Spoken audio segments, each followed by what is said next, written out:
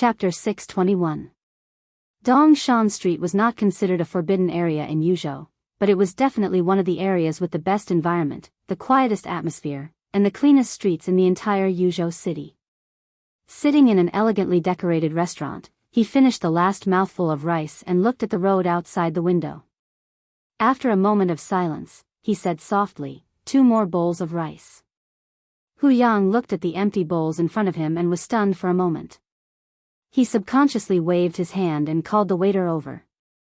In a low voice, he said, "Serve the rice." He paused and continued to emphasize, "Big bowls." The waiter nodded and looked at the table in front of Hu Yang. He stuck out his tongue. There were 6 or 7 empty bowls on the clean table. The dishes were full. Of the 8 dishes, other than the vegetable dish that could be seen to be stir-fried bamboo shoots, the other dishes were almost completely eaten. Hu Yang carefully sat down with a pot of tea. He looked at the young man who was waiting to eat and said with a smile, "Do you want to change the dishes?" Opposite Hu Yang was a young man who looked to be at most in his 20s. He had a delicate appearance and a thin figure. He wore ordinary military pants, military boots, and a white shirt. His attire was not extraordinary. However, as the owner of the restaurant, Hu Yang had lived most of his life and it was his first time seeing such a quiet young man. That kind of quiet came from his every move. Hu Yang could not describe this feeling, but he instinctively felt that the other was a bit scary. The young man nodded and did not speak. The waiter served the rice. The quiet, almost illusory young man poured some broth into the rice and ate the bamboo shoots one mouthful at a time. His table manners were not ugly. He did not wolf down the food, but the food was quickly consumed. When the new dishes were served, the 2 bowls of rice in front of the young man had already been emptied. Hu Yang drank his tea and called the waiter to continue serving the dishes. His gaze became more and more strange. He had never seen a person who could eat so much. Nearly 1.5 kilograms of rice and a table full of dishes were all devoured by him. It seemed that he was not full at all. The young man picked up a piece of braised pork and put it in his bowl. This was the restaurant's signature dish.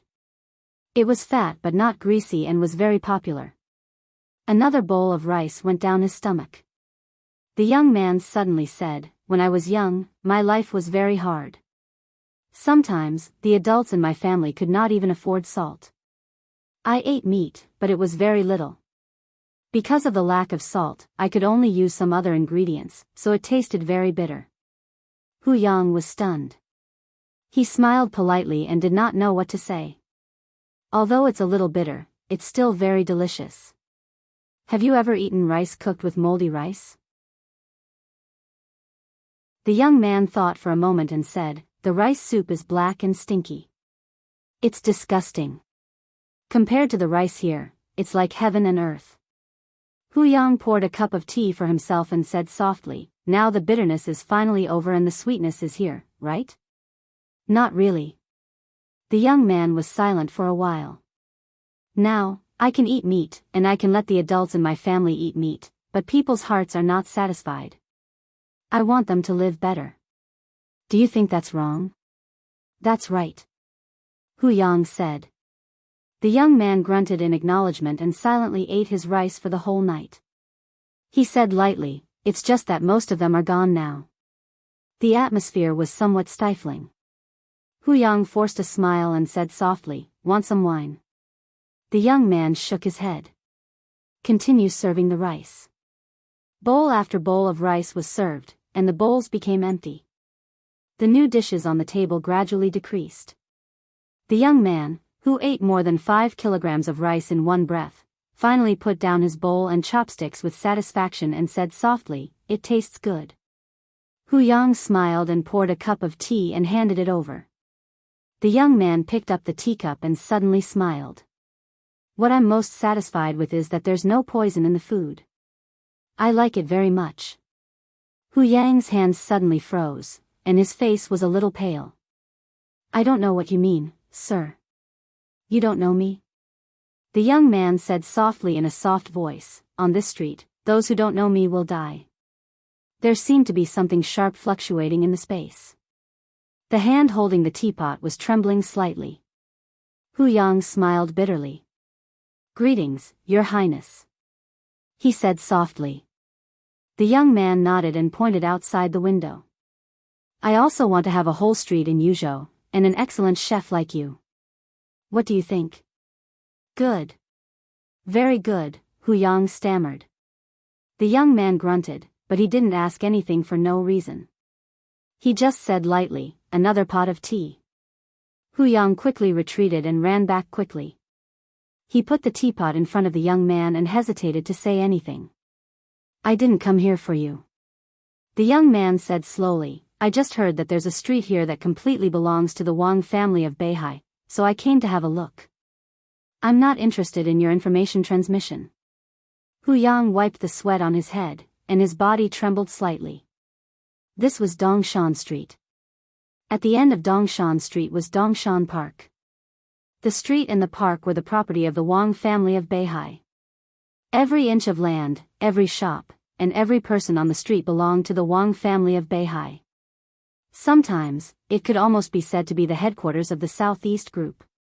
All the current members of the Southeast Group, as well as the old comrades who had retired from the Southeast Group, lived in Dongshan Park. As soon as the calm young man in front of him appeared here, Hu Yang had already reported the information. But until now, he didn't know what the young man was doing here. This is a starting point. The young man said softly, "Of course, I can wait for a few people here." Hu Yang's heart sank slightly for no reason.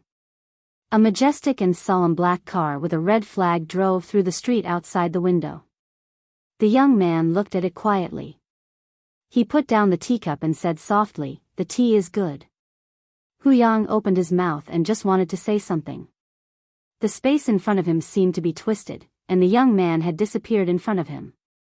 Tang Wanson's irritable mood gradually calmed down until he was close to his home. The meeting in the morning ended abruptly. He was undoubtedly the most unwilling one. After the meeting, he, Yi Dongsheng, Wang Qinglei, and all the big shots of the Southeast Group had a deep exchange of opinions. It was not until near noon that he returned to the Tang family in Dongshan Park. "Senior Tang, there's no need to be angry. Li Tianlan's matter has put Mount Dibbing in a difficult position. Now it's a good thing. Since he dared to go up the mountain to court death, it's just a good thing. If he dies on Mount Dibbing, no one can say anything."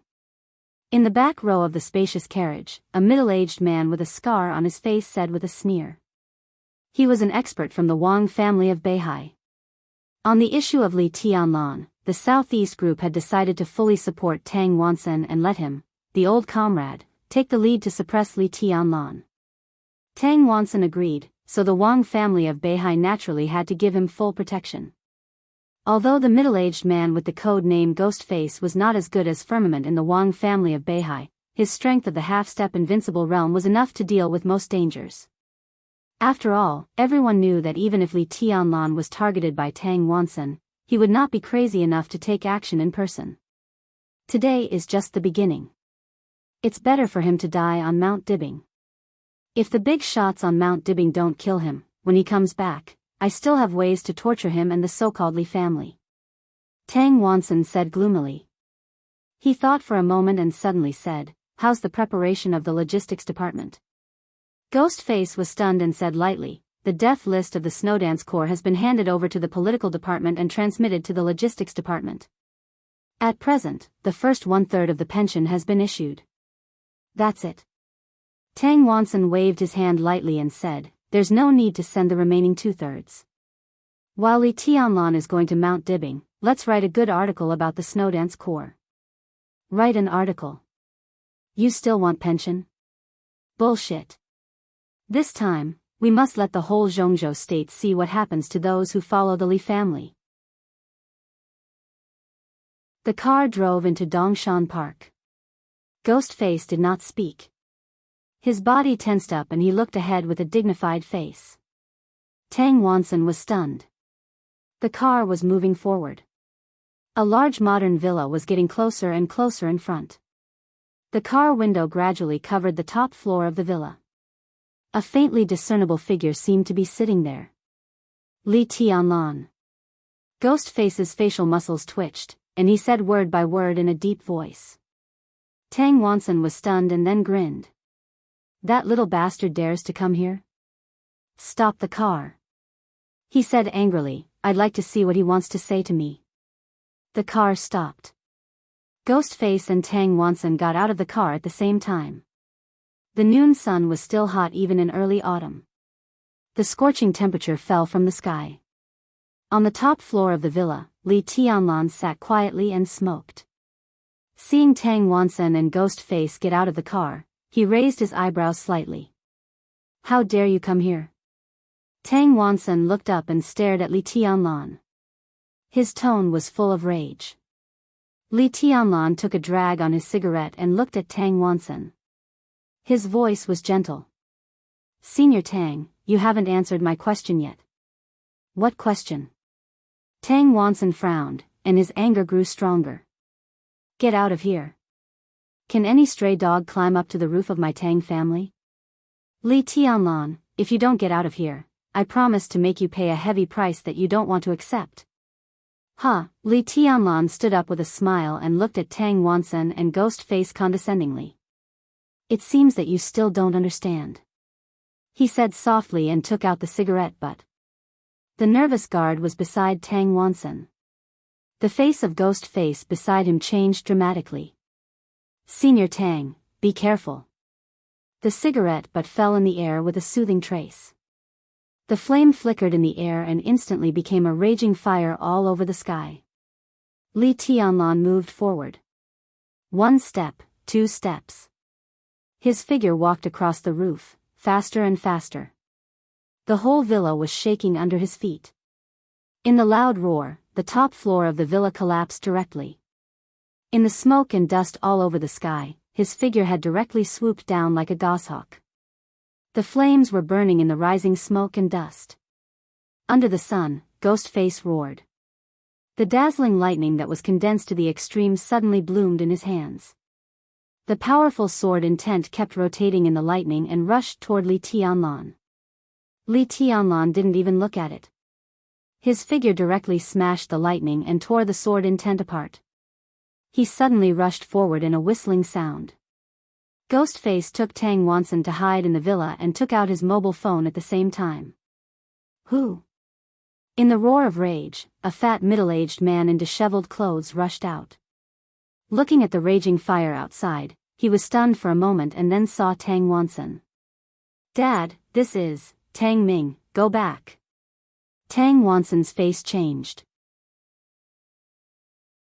The next second, Ghostface had already rushed into the villa with him. Every villa in Dongshan Park seemed to be far away from each other, but they were connected. Through the basement, they could leave here as soon as possible. Li Tianlan's figure rushed over. The fierce-looking Tang Ming opened his mouth and had just turned around. Puff! An extremely hard palm stabbed directly into his belly in an instant. His spine was completely torn off in an instant. His internal organs were suddenly crushed under the sword intent. Tang Ming didn't even have time to scream.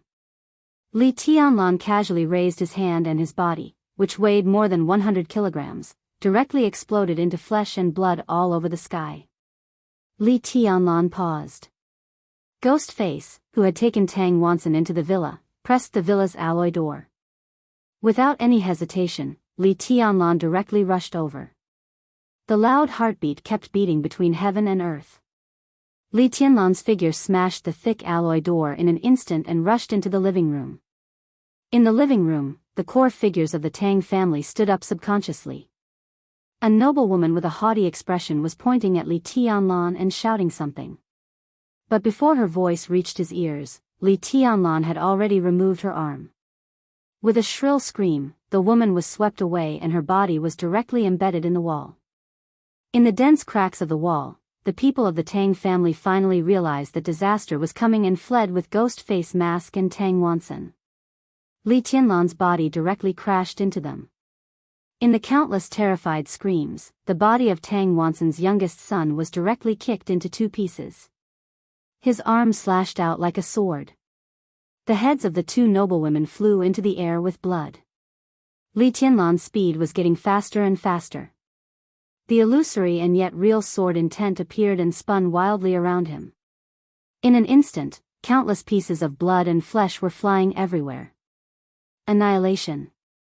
Without any hesitation, Li Tianlan directly attacked. He didn't let go of the Tang family, not even a dog. Li Tianlan. How dare you? The ghost face trembled as it roared in disbelief. Li Tianlan smiled and strode forward in the face of the lightning shooting toward him. Ghostface pushed Tang Wansen away and rushed over at the same time. The two figures collided in an instant. The clear sound of bones cracking suddenly rang out. With the splashing of blood. Li Tianlan didn't carry any sword intent around him. The violent power from his fist was transmitted to the ghost face again and again, shattering the lightning and shattering the layer of ice. Ghostface's body floated in the air in the great power. Countless pieces of blood and broken bones were scattered in every corner of the villa. Bang! In what seemed like a long time, but also a short time, Ghostface's body fell completely in front of Tang Wansen. Or it was no longer a body. All the blood, bones, and muscles were broken by Li Tianlan. What fell on the ground was just a piece of human skin. Tang Wansen didn't dare to look back. His old face was completely distorted. Trembling, he kept pressing the password to the door of the basement on the wall. The whole villa was extremely quiet. There were corpses and blood everywhere. Li Tianlan came over, looked at Tang Wansen, and said gently, "Senior Tang, don't you remember the password?" Tang Wansen turned to look at Li Tianlan. His body trembled violently, and he was in extreme pain and despair. In his sight were the corpses of countless relatives. This was his Tang family. All the members of the Tang family were here. Now he was the only one left in the whole Tang family. You, he looked at Li Tianlan and couldn't say a word. Bang! Li Tianlan directly smashed the thick and solid basement door with his fist. He smiled and said softly, "Where are you going?" "I'll send you." "You, madman, you, how dare you?" I am. I know you are the former member of Parliament of the Empire and the Deputy Minister of the Army Ministry. Li Tianlan's smile faded little by little. But you haven't figured out a problem. His palm fell on Tang Wansen's head, and he exerted a little force. Tang Wansen screamed at the top of his voice. The hard skull was cracking little by little, and blood flowed out of Tang Wansen's eyes, nostrils, ears, and mouth. Intense pain swept over him, bringing with it boundless darkness. Li Tianlan looked at Tang Wansen with no expression and asked the question he asked at the meeting again. What is the overall situation? Tang Wansen's voice trailed off and eventually became silent. Li Tianlan let go of his body and said flatly, "From today on, I am the overall situation of Zhongzhou State."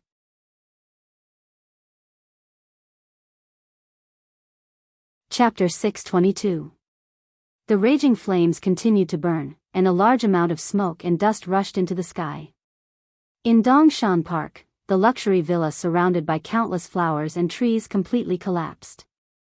Blood-stained gravel, steel bars, and concrete blocks flew everywhere, and the harsh alarm sounded throughout the manor in an instant.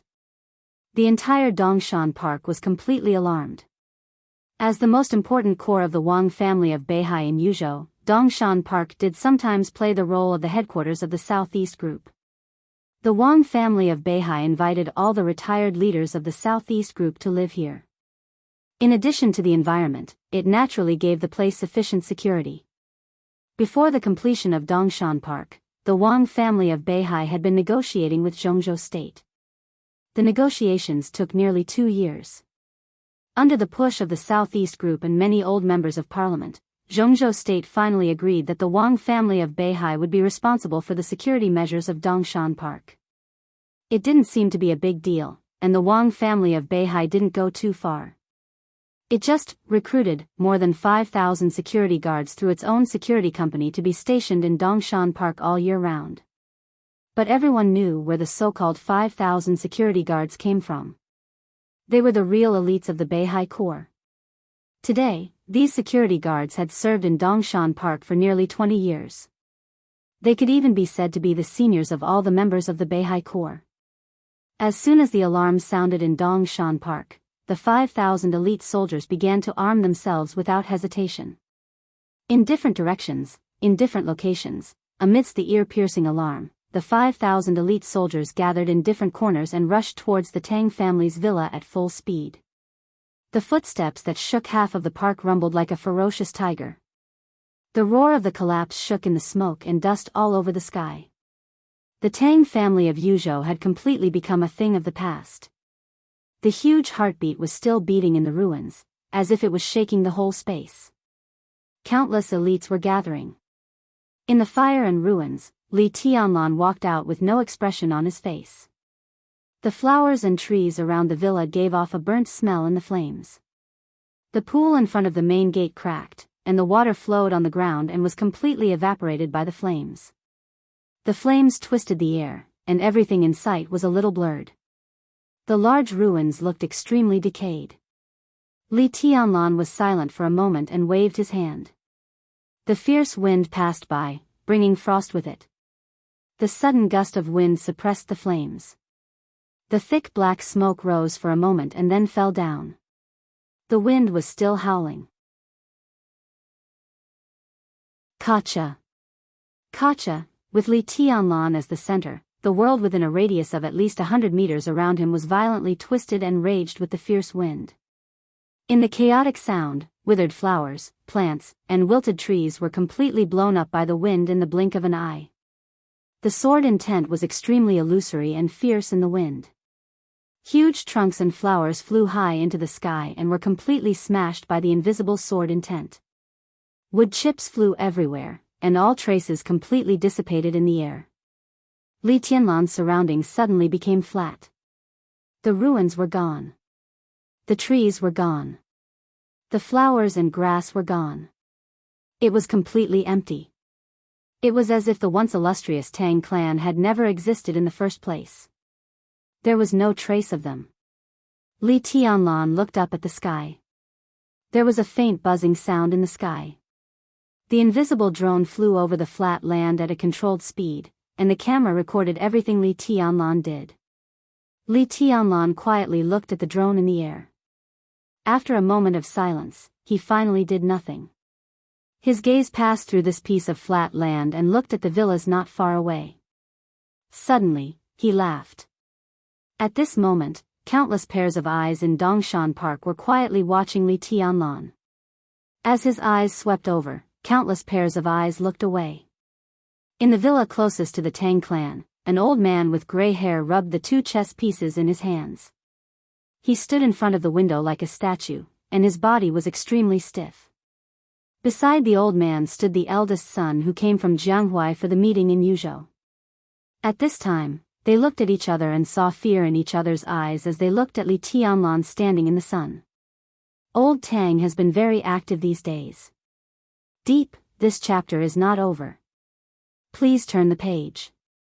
In the dull atmosphere, the middle-aged man who looked very young glanced at his father and said in a low voice, "Isn't that right?" The old man sighed and touched his white hair.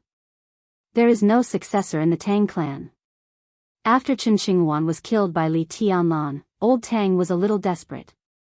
The Tang family must have gotten Wang Qinglei's promise. That's why they're doing this. He put all his hopes on the meeting. Today, he thought it was a great achievement. Everyone in the Tang clan, hey, young and old, came here to celebrate for old Tang. You see, one person, one sword, one fire, directly wiped out the entire Tang clan. The old man looked at Li Tianlan who was standing not far away. Feeling the other party's eyes sweeping over, he subconsciously avoided it and sighed. He is a very good normal person. Why did he compete with a madman? Isn't he courting death? The middle-aged man, who was already a border governor of Zhongzhou state, lowered his head beside the old man and said nothing. Countless footsteps rushed up and down in Dongshan Park like a raging tide, rushing over at a very fast speed.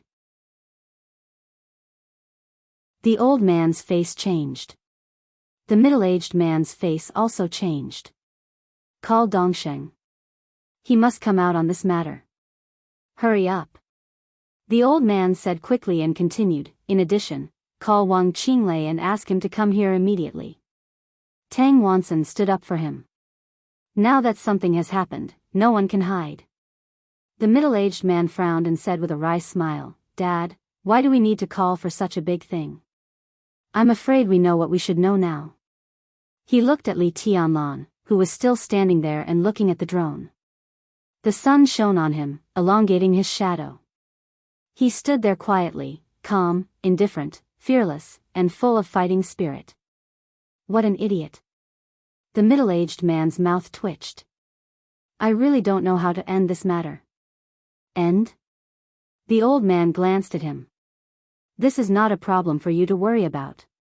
He pointed at Li Tianlan. I guess he is the only one who hasn't figured out how to end it. What are you worried about?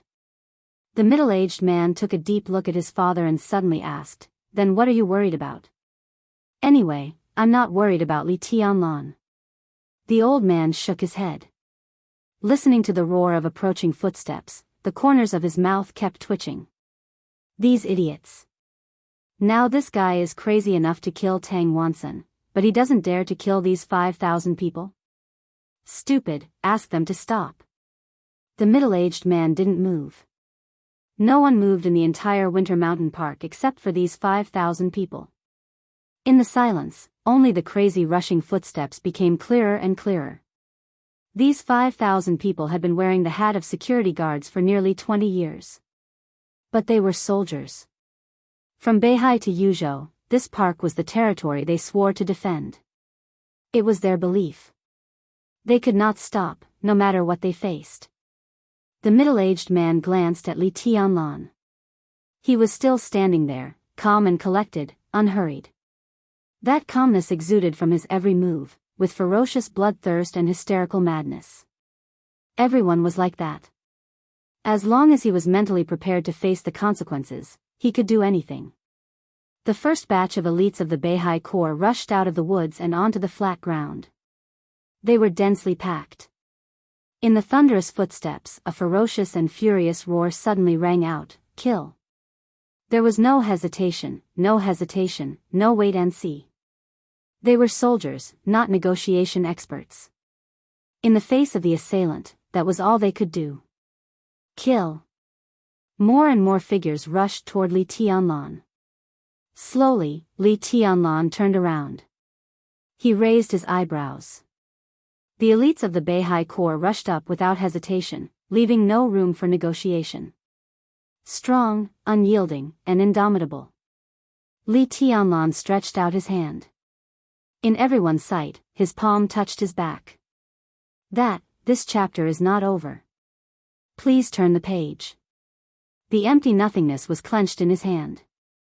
There was no hesitation, no retreat, and no probing. Li Tianlan's palms swung out almost impudently and casually. Carelessly. However, the bright and beautiful sunlight in the sky suddenly darkened for a moment. Day and night alternated. A dark and majestic giant sword appeared in Li Tianlan's hand. The sun, the moon, and the stars were rotating. Mountains, rivers, lakes, and seas were roaring. Shattering style. A sword light as long as 100 meters appeared in front of everyone at the moment when the day and night alternated. This sword light was so abrupt, like an illusion, but the crisis of death was so clear. Puff. There was a dull sound as if heaven and earth were completely cut apart. Countless blood instantly dyed a large area of the flat ground and woods red. The sword light that was condensed to the extreme was so crazy and resolute. It cut the crowd of the Wang family of Beihai into pieces without any mercy. Countless blood and broken bodies shot out wildly. Countless roars and roars suddenly quieted down. Li Tianlan laughed. His voice echoed in this world, cold and gentle. Go on. There was dead silence in Winter Mountain Park.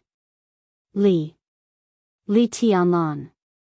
Even the elites of the Beihai Corps stagnated in the scene like Azura's purgatory. They were not afraid of blood. But who could have thought that there would be such a day when there was no war in Zhongzhou state? At the front of the crowd, a burly middle-aged man suddenly roared with great shock and anger. You slaughtered Elder Tang's family and killed people here. What do you think Zhongzhou state is? What do you think Winter Mountain Park is? Are you going to commit treason? Li Tianlan glanced at him casually.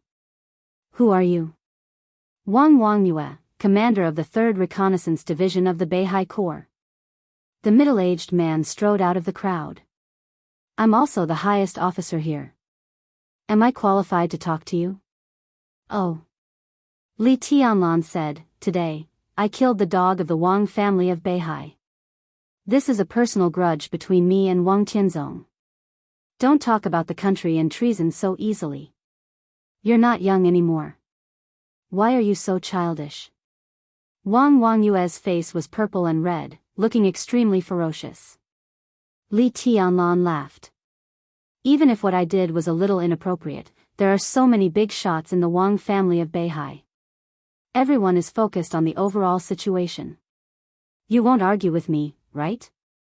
You have to take the overall situation into consideration. Wang Wangyue's eyes darkened. The words, take the overall situation into consideration, stabbed his heart like a knife, making it hard for him to breathe. For a moment, his ears were filled with the words, take the overall situation into consideration. On the other side, Li Tianlan chuckled and raised the sword in his hand again without any hesitation. You, Wang Wangyue took a deep breath. Do you think there is no one in the Wang family of Beihai? No. Li Tianlan said blandly, I don't know if there is anyone in the Wang family of Beihai, but now there is no one in the Li family, my Li family.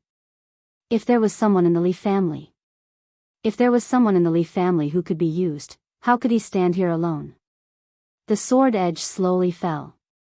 The huge sword light covered the scorching sun, and his voice came at the same time. My Dibbing Mountain just wants to see who else the Wang family of Beihai has without Wang Tianzong. Let's start from here. The sharp sword light crossed the sky and the earth. Wang Wangyue's figure was directly torn apart by the sword light. Countless elites of the Beihai Corps were also completely torn apart by the sword light. In the silence, Li Tianlan looked in the direction of the Wang family of Beihai. From here to Beihai, it was a long road of thousands of miles. It was his personal expedition. Li Tianlan clenched Xianyuan's sword and whispered, I'm coming. Crack, in the slight cracking sound, the huge and majestic Xianyuan's sword suddenly shattered in the sunlight. It broke into countless pieces. End of this chapter, bookmark for easier reading.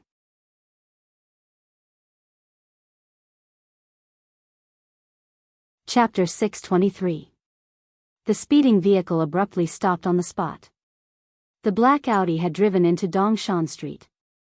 Wang Qinglei sat in the back of the car, looking at the message on his phone, and a cruel coldness flashed through his eyes. He didn't seem to know how to react. He looked down at his phone and remained silent for a long time. Secretary. The driver in the front seat glanced at him through the rearview mirror and hesitated. Wang Qinglei moved his body, raised his head slowly, and looked at the driver with a blank expression. Secretary, the driver's face changed. Phew, Wang Qinglei exhaled heavily, shook his head slowly, and said hoarsely, I'm fine. He looked at Dongshan Street. Dongshan Street was long, wide, and clean. From this position, he couldn't see the lush Dongshan Park, nor could he hear the fighting over there. The fighting was over. In other words, the slaughter was over. He came a step late. What should happen had happened. He looked down at his phone again. The content on the phone screen was like a wildfire, burning all his reason. Li Tianlan had left Dongshan Park. It took less than 10 minutes. The Tang family, a wealthy family in Yuzhou, was completely wiped out, and no one survived. Wang Wangyue of the Beihai Corps was killed with a sword. Countless 5,000 elites of the Beihai Corps were killed. There was no delay in the whole process. It was clean and tidy. Facing 5,000 elites of the Beihai Corps, Li Tianlan directly killed them without any disguise. Now the video of the whole process had been sent to all the high-level officials in Yuzhou. Wang Qinglei also received the video, but he didn't watch it. Just from this message alone, he could clearly smell the bloody and tyrannical scent. From today's meeting, he didn't see the slightest hesitation in Li Tianlan's every move. What he felt was only madness. The kind of complete madness that drove himself to a dead end, with no room for compromise and retreat. Li Tianlan had left Dongshan Park. The scene was already in chaos. Wang Qinglei rubbed his forehead. After a long time, he said hoarsely, "Go back." Bang, bang, bang. When there was a hasty knock on the door, Prime Minister Chen Fangqing of Zhongzhou State had just sat down opposite Li Huaqing. As the current leader of the Prince Group, he came today to communicate with Li Huaqing about Li Tianlan. However, just as the topic began, before Chen Fangqing could finish his words, such as arrogant, despotic, and condescending, there was a knock on the door. Li Huaqing looked at Chen Fangqing in surprise, then raised his eyebrows and said, "Come in." Li Huaqing's secretary rushed in with a complicated look on her face. It could even be said that she barged in. Chen Fangqing smiled and lowered his head to drink his tea. The secretary's name was Su Zian, a rising star of the academics, Li Huaqing's confidant, and the well-deserved first secretary of Zhongzhou State. It was said that Li Huaqing had released him. If this chapter is not finished, please turn the page. The Prince Group also paid a lot of attention to Su Zian, but now the character of the first secretary, Chen Fangqing sipped his tea and smiled without saying a word. President Tang Wanson was killed by Li Tianlan. Simple, direct, clear, and without any superfluous words, Su Zian explained everything clearly in one sentence. Pooh! Li Huaqing was stunned for a moment. Chen Fangqing spat out the tea that he had just drunk. "What did you say?" Chen Fangqing asked directly before Li Huaqing could. His Highness Li Tianlan went directly to Dongshan Park after the meeting. A few minutes ago, Mr. Tang had just returned home, and Li Tianlan directly killed more than 20 people of the Tang family, including Mr. Tang himself. Su Zian glanced at Chen Fangqing, took a deep breath, and repeated the news that shocked him so much that he couldn't recover from his shock. "Are you sure it was Li Tianlan who did it?" Chen Fangqing's eyes flickered. "There is a video of the scene, and it's complete." Su Zian said quickly, "I've asked someone to get the video." In addition, not only the Tang family, but also the 5,000 elites of Beihai stationed in Dongshan Park suffered heavy casualties. Wang Wangyue was killed with a sword. At present, Dongshan Park is in chaos. Minister Ji and General Yi rushed there as soon as they got the news. How dare he? Chen Fangqing was furious. What is he doing? What does Li Tianlan want to do? Is he crazy? Mr. Tang is a former member of Zhongzhou State. He killed Mr. Tang, which is treason. He looked at Su Zian. Where is Li Tianlan now? He's on the way to the Wang family of Beihai. He didn't hide his whereabouts. Look at the route. Su Zian's face was a little pale. Everyone could see Li Tianlan's route, but that route was too crazy. Or, it was their speculation after seeing the route that was too crazy. Say it, don't hesitate. Li Huaqing's voice was still calm. In a short time, he seemed to have adjusted his mood. His Highness Li Tianlan's route seems to be to Qin Island. Su Zian said reluctantly. Li Huaqing's face changed. Chen Fangqing narrowed his eyes. From Yuzhou, if one didn't go to Beihai by plane, the shortest route was to go to Liaodong. From Liaodong, he entered Beihai province by boat and landed at the edge of Xingzhou City, the capital of Beihai province. To Qin Island was located in Dongshan, and it would only get farther and farther from Mount Dibing. What do you think? Li Huaqing suddenly glanced at Chen Fangqing. He's completely crazy. Chen Fangqing said without hesitation, extremely arrogant. Li Huaqing didn't speak. Li Tianlan didn't hide his whereabouts. His purpose was too obvious. From Qin Island, Li Tianlan would eventually land in the southernmost part of Beihai province. And Mount Dibing was in the northernmost part of Beihai.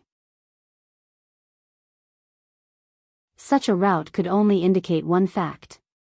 He set off from the southernmost part of Beihai because he wanted to go through the whole Beihai by himself. This chapter is not over. Please turn the page. Province. 500 years in the Dark World. Since the establishment of the Wang family of Beihai, no one would be so crazy. He wanted to go through the whole Beihai by himself. It's crazy, Li Huaqing said softly.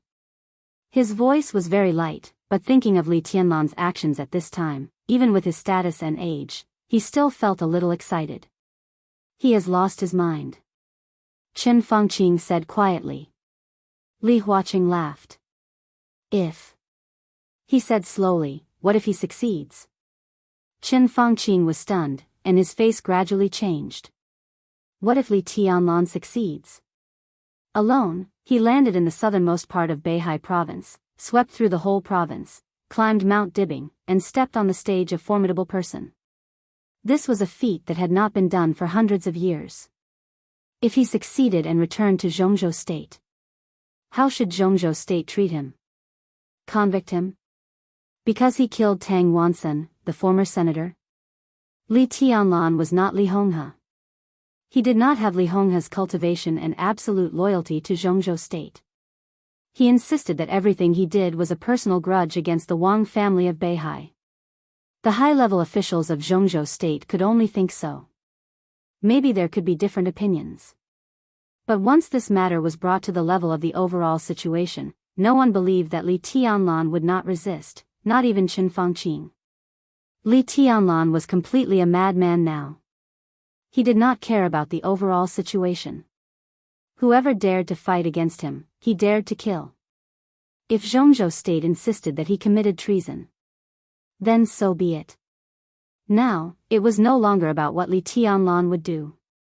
It was about how the high-level officials of Zhongzhou State would deal with it.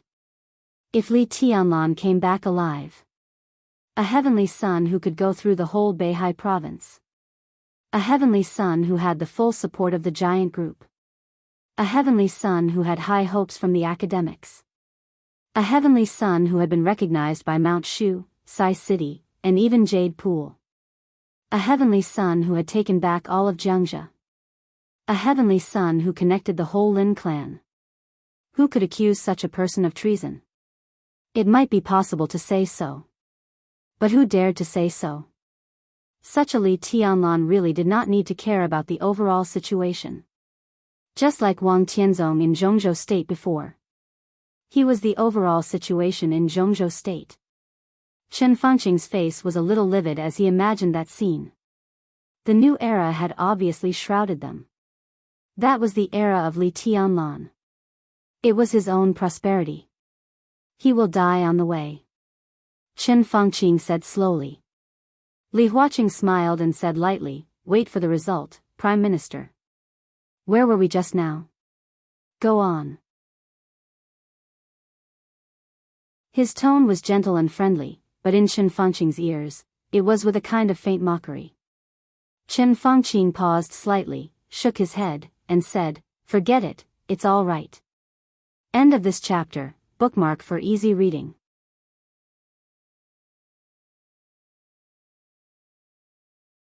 Chapter 624. The early autumn wind swept into the luxurious and exquisite hall with the rich fragrance of flowers, and the air conditioner blew outward. The temperature was soft and comfortable, and the atmosphere was relaxed and lazy. When Deep Dream walked into the hall of Prince Yong's mansion, Wei Kunlun was sitting on the sofa and drinking tea. The fragrance of tea and flowers mixed together. He sat there quietly, fiddling with the tea set in front of him, with a face full of enjoyment. Qin Weibai stood at the window and looked at the scenery outside.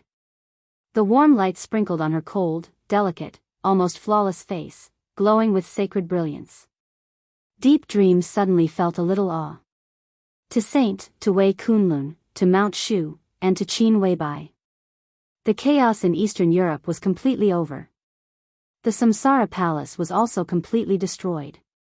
Strictly speaking, this organization could not be regarded as a superpower from the beginning to the end. There was no doubt that it had been standing at the forefront of the dark world in recent years. The destruction of the Samsara Palace did not win anyone's respect.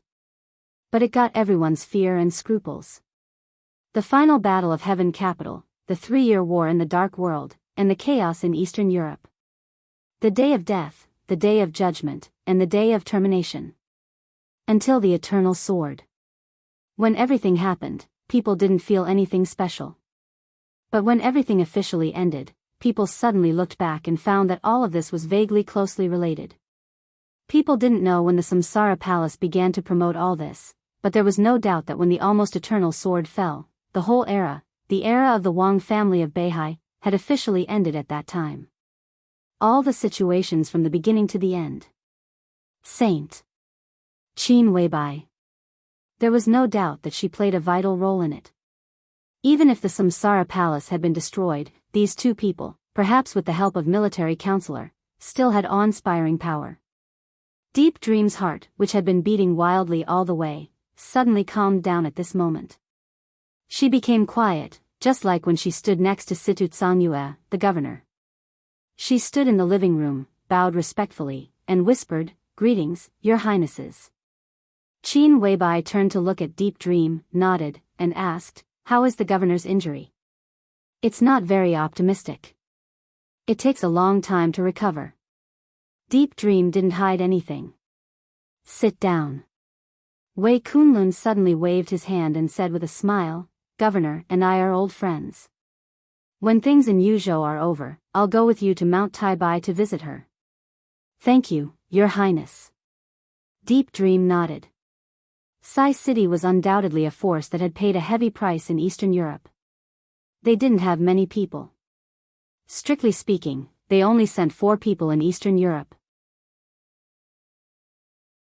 Now Cool Breeze and Drifting Cloud had returned to Zhongzhou State with minor injuries, but Situ Tsangyue, the city governor, and Situ Wanjie, the deputy city governor of Fu State, were both seriously injured. Wanjie's foundation was completely destroyed, and he was still in a coma. There was no hope for him to recover. Situ Tsangyue also needed a long time to recover. Sai City was close to Snow Country. If Snow Country really bowed to the Wang family of Beihai as rumored, Snow Country would become a knife of Beihai. One could imagine the pressure on Sai City in the future. At this time, if Wei Kunlun and Mount Shu expressed their goodwill, even if the Wang family of Beihai would not be afraid of them, at least Snow Country would hesitate to act in the future. As Wei Kunlun entered the Invincible Realm, his status in the Dark World had changed dramatically. "You don't have to call me Your Highness from now on." Wei Kunlun's voice was gentle. "I am now the Deputy Lord of Emperor Dong's palace. Mount Shu will be a part of Emperor Dong's palace from now on." Deep Dream's eyes widened in shock. Now the whole Zhongzhou state knew that Wei Kunlun was a saint and that Mount Shu was going to join Emperor Dong's palace. But no one had expected it to be so fast. In just one night, the matter was settled. Prince Group, Deep Dream wanted to say something but stopped on second thought. Wei Kunlun's eldest brother was one of the leaders of Prince Group. Therefore, Mount Shu had always been regarded as a part of Prince Group, and Prince Group also had a lot of support for Mount Shu. When the Special Warfare Headquarters was established, Wei Kunlun was recommended and finally decided to be the minister of the Southwest Special Warfare Headquarters. If the whole Mount Shu joined Emperor Dong's palace, Prince Group would go completely crazy, wouldn't it? So I have to wait for the right time to announce it. Wei Kunlun said slowly, "This time Your Highness went to Beihai and waited for him to come back. This chapter is not over. Please turn the page." The right time. Deep Dream's face changed. This was undoubtedly the most important thing, and it was also the reason why she came here in a hurry. Your Highnesses, young governor went directly to Winter Mountain Park after the meeting. Now the Tang family of Yuzhou has been destroyed by young governor in Winter Mountain Park. This matter, she thought about it and didn't know what to say for a moment. Killing the former counselor of the Southeast Group in Dongshan Park. Such a loud slap in the face was destined to get crazy revenge from the Wang family of Beihai. This is just the beginning. It's like a signal for the beginning of a big play. Wei Kunlun said softly. A few days later, when your highness ascends the stage of formidable person, what can the Wang family of Beihai do? Ascending the stage of formidable person. Hearing this news again, Deep Dream's brain was still a little dizzy. Every time she heard such things, she felt crazy. But young governor only has himself, she said reluctantly. Will you also? I won't go. Wei Kunlun smiled. I wanted to go, but His Highness refused. I wanted to follow him, but he refused again. He looked at Qin Weibai's slim and exquisite back, with a trace of alienation in his eyes. He said lightly, since this man doesn't care about her, what's the use of me caring about him? Deep Dream was stunned. His will is above everything to me. Qin Weibai, who had been silent, turned around and looked at Wei Kunlun. I really don't have to worry about anything. He is my man. This time he goes to Beihai, he is destined to fight his way through the entire Beihai province and stand in a place where the whole dark world can see him. Ha! Wei Kunlun's laughter was mocking. He looked at Qin Weibai with a playful look in his eyes. Your man. Enough. Qin Weibai said abruptly. Her cold eyes became extremely cold in an instant, and there was clear anger in them. How dare you question my identity? If he isn't my man, whose is he? Tell me, whose is he? Her voice was very high, but it was not sharp. It was clear and pleasant to listen to, but it carried an irresistible majesty. Deep Dream's palms shook slightly. Wei Kunlun lowered his head and drank his tea, saying nothing. You don't deserve to question my identity. Not even military counselor. Qin Weibai's voice was cold.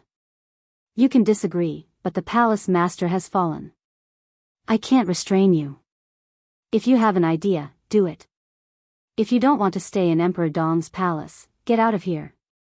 Her chest rose and fell slightly. The invisible pressure that had been accumulating for many days finally broke out in Wei Kunlun's words. I'm staying here, not because of you. Wei Kunlun was silent for a long time. Neither is military counselor. I know. Qin Weibai said blandly, military counselor is doing it for the palace master, and you are doing it for Tianlan. But it doesn't mean anything. Do you love him? Wei Kunlun suddenly asked an inexplicable question. Qin Weibai's body stiffened for a moment. He turned around slightly and narrowed his eyes. Everyone could see that this was a sign that her anger was about to explode. Military counselor looked straight into those majestic, beautiful, bright, and deep eyes. What do you think? Qin Weibai asked word by word. Wei Kunlun lowered his head and was silent for a long time. I'm willing to apologize. I'm sorry. After a long time, he slowly said with difficulty, boss. Qin Weibai slowly turned around and looked out of the window. Her eyes were far away, falling on the north, on Beihai. She thought of Li Tianlan. After a long journey of thousands of miles, how magnificent would he be when he finally stood on the stage of formidable person? Qin Weibai thought about it quietly. She was lost in her thoughts. Boss, are you really not worried? Wei Kunlun whispered. He was a new invincible realm expert in Zhongzhou state. Although his realm had not been stable, no one could stop him if he wanted to leave with the Nirvana sword in his hand. Qin Weibai really didn't know martial arts. However, if he went out at this time, a series of unknown consequences in the future would be hard for him to bear. And this chapter is not over. Please turn the page. That was why he was so obvious about his feelings toward Qin Weibai. There's nothing to worry about. Qin Weibai said. That's the Wang family of Beihai, Wei Kunlun smiled bitterly. They have been passed down for hundreds of years and have a deep foundation. Who knows how many trump cards they have? The Wang family of Beihai is also shameless. Qin Weibai said softly, Tianlan goes there alone. What's the use of having a strong foundation? The Wang family of Beihai has countless troops, countless cutting-edge weapons, and even nuclear weapons. Will they be used on Tianlan? Even if they don't use these, so many experts are not just for show. His Highness can't withstand the attrition warfare. Wei Kunlun said calmly. Tianlan and Xianyuan Feng can be together. One person and one sword. It's okay, Qin Weibai said quietly. Xianyuan Feng, Wei Kunlun shook his head. I know this sword. Strictly speaking, this sword is actually a murderous weapon. Countless energy and sword intent have been accumulated for countless years. That's why the palace master's sword ended Wang Tianzong. How powerful was Wang Tianzong at that time? It's not an exaggeration to say that he was truly invincible in the world. The palace master barely activated Xianyuan Feng with the help of many half-step invincible realm experts and fire-flaming realm experts. But all the energy has been exhausted in that sword. How can Xianyuan Feng have sword intent now? This is the greatest divine weapon in hundreds of years. Is it useless without sword intent? Qin Weibai turned around and walked over, sitting opposite Wei Kunlun. Deep Dream couldn't help but sniff. The natural body fragrance, the fragrance of flowers outside the window, and the fragrance of tea in front of her blended together, making people feel relaxed and happy. Qin Weibai took a sip of tea and said softly, as long as Tianlan can find out Xianyuan Feng's real secret, he doesn't have to worry about his trip to Beihai. Xianyuan Feng's real secret? Wei Kunlun frowned more and more. It's the 13th floor. Qin Weibai said quietly, it's the core of a heavenly son's lifelong martial arts. Tianlan's current martial arts has encountered a great problem, that is, being too perfect makes it imperfect. But someone has encountered such a problem. The key to how Tianlan can enter the invincible realm lies in Xianyuan Feng. Wei Kunlun's eyes became extremely calm. What if His Highness can't find it? He asked. Don't worry. Qin Weibai smiled. With the temper of that sword, even if Tianlan ignores it, it will show off when it returns to Tianlan. What is the secret? Wei Kunlun asked. Qin Weibai thought for a moment. You got that notebook. She said slowly, do you remember the few short sentences on the last page? Wei Kunlun froze for a moment. He had drifted in the lake in Lin, and for many days before he entered the invincible realm. He remembered every sentence on the notebook clearly. He had read the few short sentences on the last page countless times, but he was still confused about the meaning. The so-called confusion was an understanding, but not a complete understanding. And if that notebook could be said to be the notes of the Heavenly Son, the few short sentences on the last page were obviously not written by the Heavenly Son. It was more like someone added them later, or it was a summary of his short but brilliant life. But there was no mention of Xianyuan Feng in those short sentences. And there was no mention of the 13th floor. What does that mean? Saint asked. That's what it means. Qin Weibai's voice was very light. Saint thought about those short sentences and was a little lost in thought. The silver moonlight moved Beihai. The stunning blue light shone on Zhongzhou State. The twilight of the horizon calmed the war. The void judgment shook the world. The shadow divine weapon was like the sun and the moon. The Eastern Emperor broke his heart and beauty. The troubled world stopped before Xianyuan. He still didn't quite understand what it meant. Everything in that notebook was like a legend to him. He silently read the 7 lines of short sentences and said softly, "Are these sentences true?" Qin Weibai glanced at him and said softly, "This is the life of that person." Of course it's true. End of this chapter, bookmark for easy reading.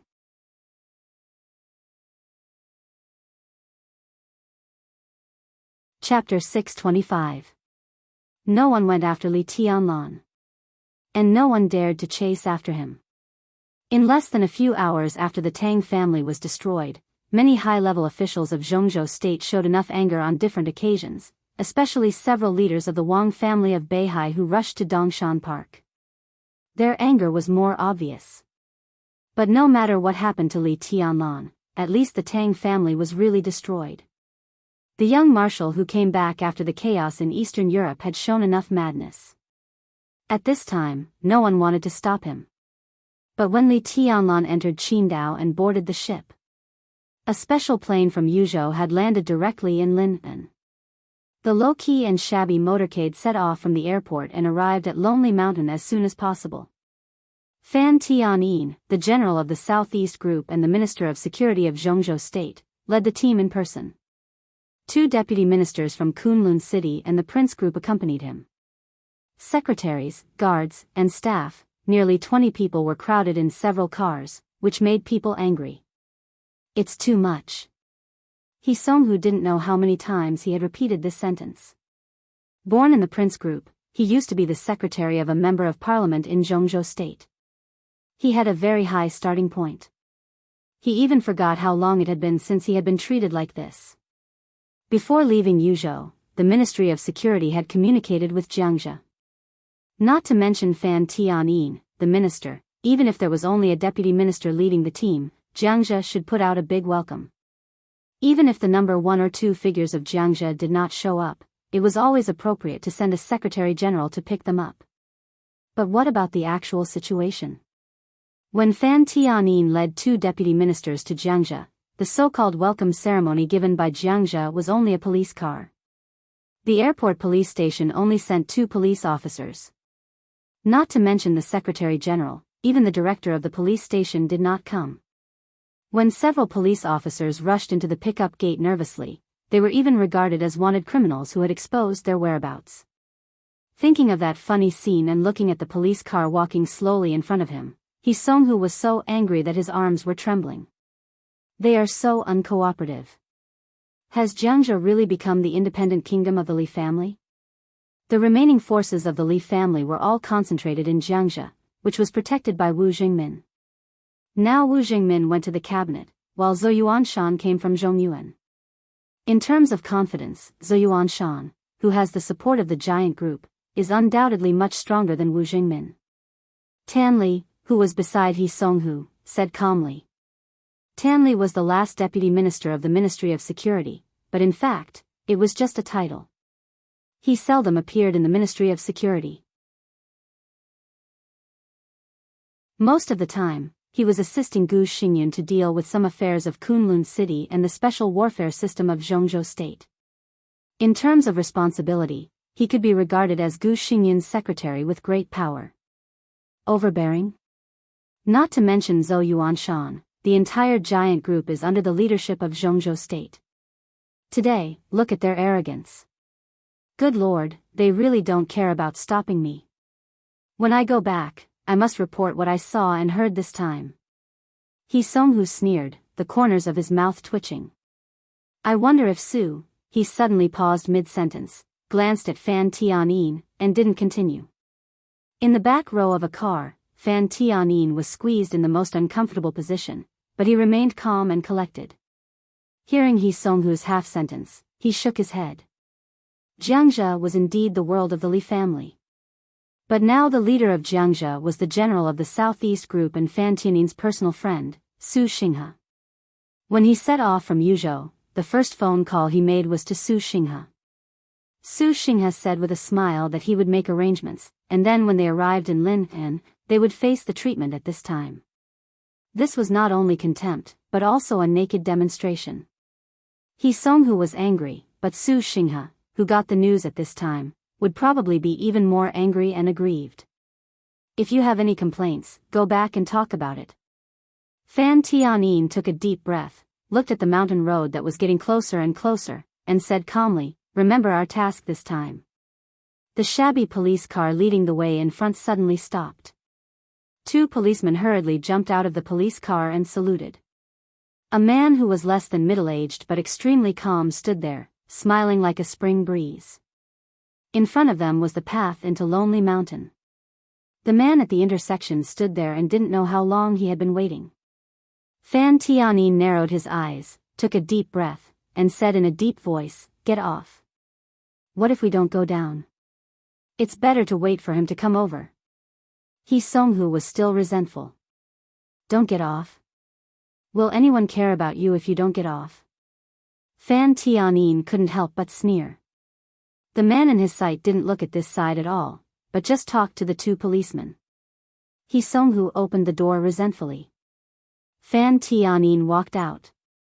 The man over there was still talking, looking at the two policemen, and seemed to be chatting. The humiliation came up little by little, with anger. Fan Tianyin clenched his fists tightly, forced a smile, walked quickly, and took the initiative to reach out his hand. Governor Zhou, hello. I didn't expect to see you here. What a coincidence, haha. Governor Zhou, who had stood here alone for a long time, didn't know. This chapter is not over, please turn the page. Governor Zhou Yuanshan's eyes were clear and gentle, and his body was motionless. When Fan Tianyin came in front of him, he reached out his hand and shook hands with him. He said with a smile, Minister, you are wrong. It's not a coincidence at all. I deliberately waited for you here. Oh. Fan Tianyin narrowed his eyes, and his smile faded little by little. I've just met Senior Li. Zhou Yuanshan's voice was very calm, but this calmness had the calmness of a governor, which gave people a lot of pressure. Senior Li has already known why you are here, and he asked me to tell you a message. If you have anything to say, wait until Tianlan comes back from Beihai. He paused and said, that's it, Minister Fan, please go back. That's it. He Song-hu's voice suddenly became sharp. Governor Zhou, we came all the way from Yuzhou. Can we be sent away so easily? What do you think we are? What do you think the Ministry of Security is? Fan Tianyin seemed to want to look back at He Song-hu, but he held back and just called him an idiot in his heart. Zhou Yuanshan glanced at him and laughed.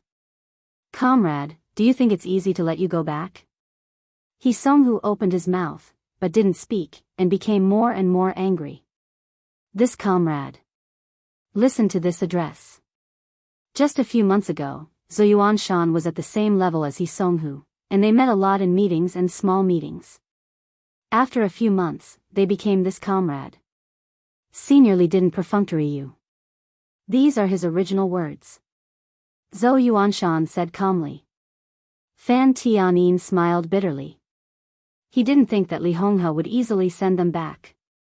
Only an idiot would think that it was easy for the dignified governor of Jiangxia to stay here and stand guard with such an arm. But how could they go back now that they had come here? Governor Zhou, what Marshal Tianlan did in Yuzhou is suspected of treason. Shouldn't Senior Li give us an explanation? Fan Tianyin's tone was low. Suspected of treason? Zhou Yuanshan stared into his eyes. Who said that? Did you say it yourself, or did a counselor or director say it? It doesn't matter. What matters is, answer my question. Zhou Yuanshan interrupted Fan Tianyin. I just want to know who said that Tianlan is suspected of treason. Fan Tianyin's eyes turned cold, and he said coldly, does it make any difference who said it? Of course it makes a difference. Zhou Yuanshan's tone was cold. If it was a counselor or director who said it, I can call him now and ask him if this is the overall meaning of the high-level officials of Zhongzhou State. If the answer is yes, I will immediately let him go to the provincial government and turn a blind eye to this matter. But the youngest marshal of the special warfare system of Zhongzhou State is suspected of treason. If such a thing is said by a minister himself, I think Marshal Li will also ask you for an explanation when he comes back. All the marshals in the military should ask you for an explanation. He waved his hand and sneered. When can a minister slander the marshal of Zhongzhou State? Just a minister. Fan Tianyin had been in the Ministry of Security for so many years, but it was the first time he had heard such a sentence. You, he reached out and pointed at Zhou Yuanshan fiercely. Zhou Yuanshan looked at him calmly and said slowly, tell me, which counselor said that Tianlan is suspected of treason? Fan Tianyin couldn't answer such a question. Killing the former counselor of Zhongzhou State and slaughtering the elites of Beihai Corps, any of which could be labeled as treason. But it was Li Tianlan who did it. Before Li Tianlan came back, even the council giants would not easily say that Li Tianlan was a traitor. This was the so-called leeway. Most of the battles would not really be life or death. Even in the worst situation, the two sides would leave room for compromise. If this is really said by a minister, then let's not talk about it, okay? Zhou Yuanshan said slowly, Minister Fan, please go back. Seniorly also means the same. If you have anything to say, what explanation do you want? When Tianlan comes back, let him give it to you. He nodded. He still didn't look at the two deputy ministers and said flatly, that's all I have to say. If you want to break in, I can't stop you because I don't know martial arts. But no matter how down and out the Li family is, not everyone can offend it, right? He turned and walked into the police car, patted a policeman on the shoulder, and said slowly, drive. The police car was bathed in the light of dusk and drove to the mountain road. Fan Tianyin stood there quietly and kept silent for a long time. It's outrageous, outrageous, enough. Fan Tianyin interrupted He Songhu's roar. He glanced at He Songhu and asked, do you want to go up? He Songhu's voice suddenly stopped. Of course he wanted to go up, but, Fan Tianyin asked again, do you dare to go up? He Songhu was a little angry. He snorted coldly and didn't speak. No matter how down and out the Li family was, he was not a deputy minister who dared to break in. Fan Tianyin glanced at the police car quietly going up the mountain and took a deep breath. How arrogant and domineering. This chapter is not over, please turn the page. He slowly turned around and said calmly, since no one wants to go up, then go back. Go back where? He Songhu asked blankly. Go back where? Fan Tianyin seemed to be angry and laughed. Go back to Yuzhou. If deputy minister he has the face to go back, you can go to work in the Ministry of Security building tomorrow. Go back where? You tell me where to go. Find a hotel nearby and stay. Wait for Li Tianlan to come back and continue to investigate. The police car was moving forward. The motorcade was retreating. Until the motorcade disappeared from his sight, Zhou Yuanshan withdrew his gaze from the rearview mirror and said calmly, drive faster. The policeman who drove for the governor for the first time nodded excitedly and went straight up the mountain road. The construction on Lonely Mountain had come to an end. The sign of the supervisory council was also set up. Zhou Yuanshan didn't thank them until he reached a place where the vehicles couldn't pass. Then he got out of the car and continued to walk to the top of the mountain. His pace was still calm, but it was much faster than usual. In fact, Fan Tianyin was wrong. It was true that Zhou Yuanshan deliberately despised them, but he didn't deliberately wait here. When they arrived in Linnan, Zhou Yuanshan was on Lonely Mountain. For nearly 3 days, Zhou Yuanshan had been on Lonely Mountain. Not only him. Dongqing Hanguang, the old patriarch of the Dongqing clan, and Bai Qiuyu, the younger brother of Bai Zhanfang, the patriarch of the Bai clan, were also on Lonely Mountain. A little earlier, probably after the meeting, the news had been informed to Wu Jingmin, the deputy prime minister of the Zhongzhou cabinet, Sidu Cangyue, the governor of Kunlun City, and Yun Qinshi, the phantom sword master of Mount Shu. Everyone waited quietly. Waiting for the afterglow of the old era to completely fall. Waiting for that era, the era that belonged to the Wang family of Beihai and the Li family, to completely end. Zhou Yuanshan felt that he was witnessing history every minute and second he stayed here. The sun gradually set.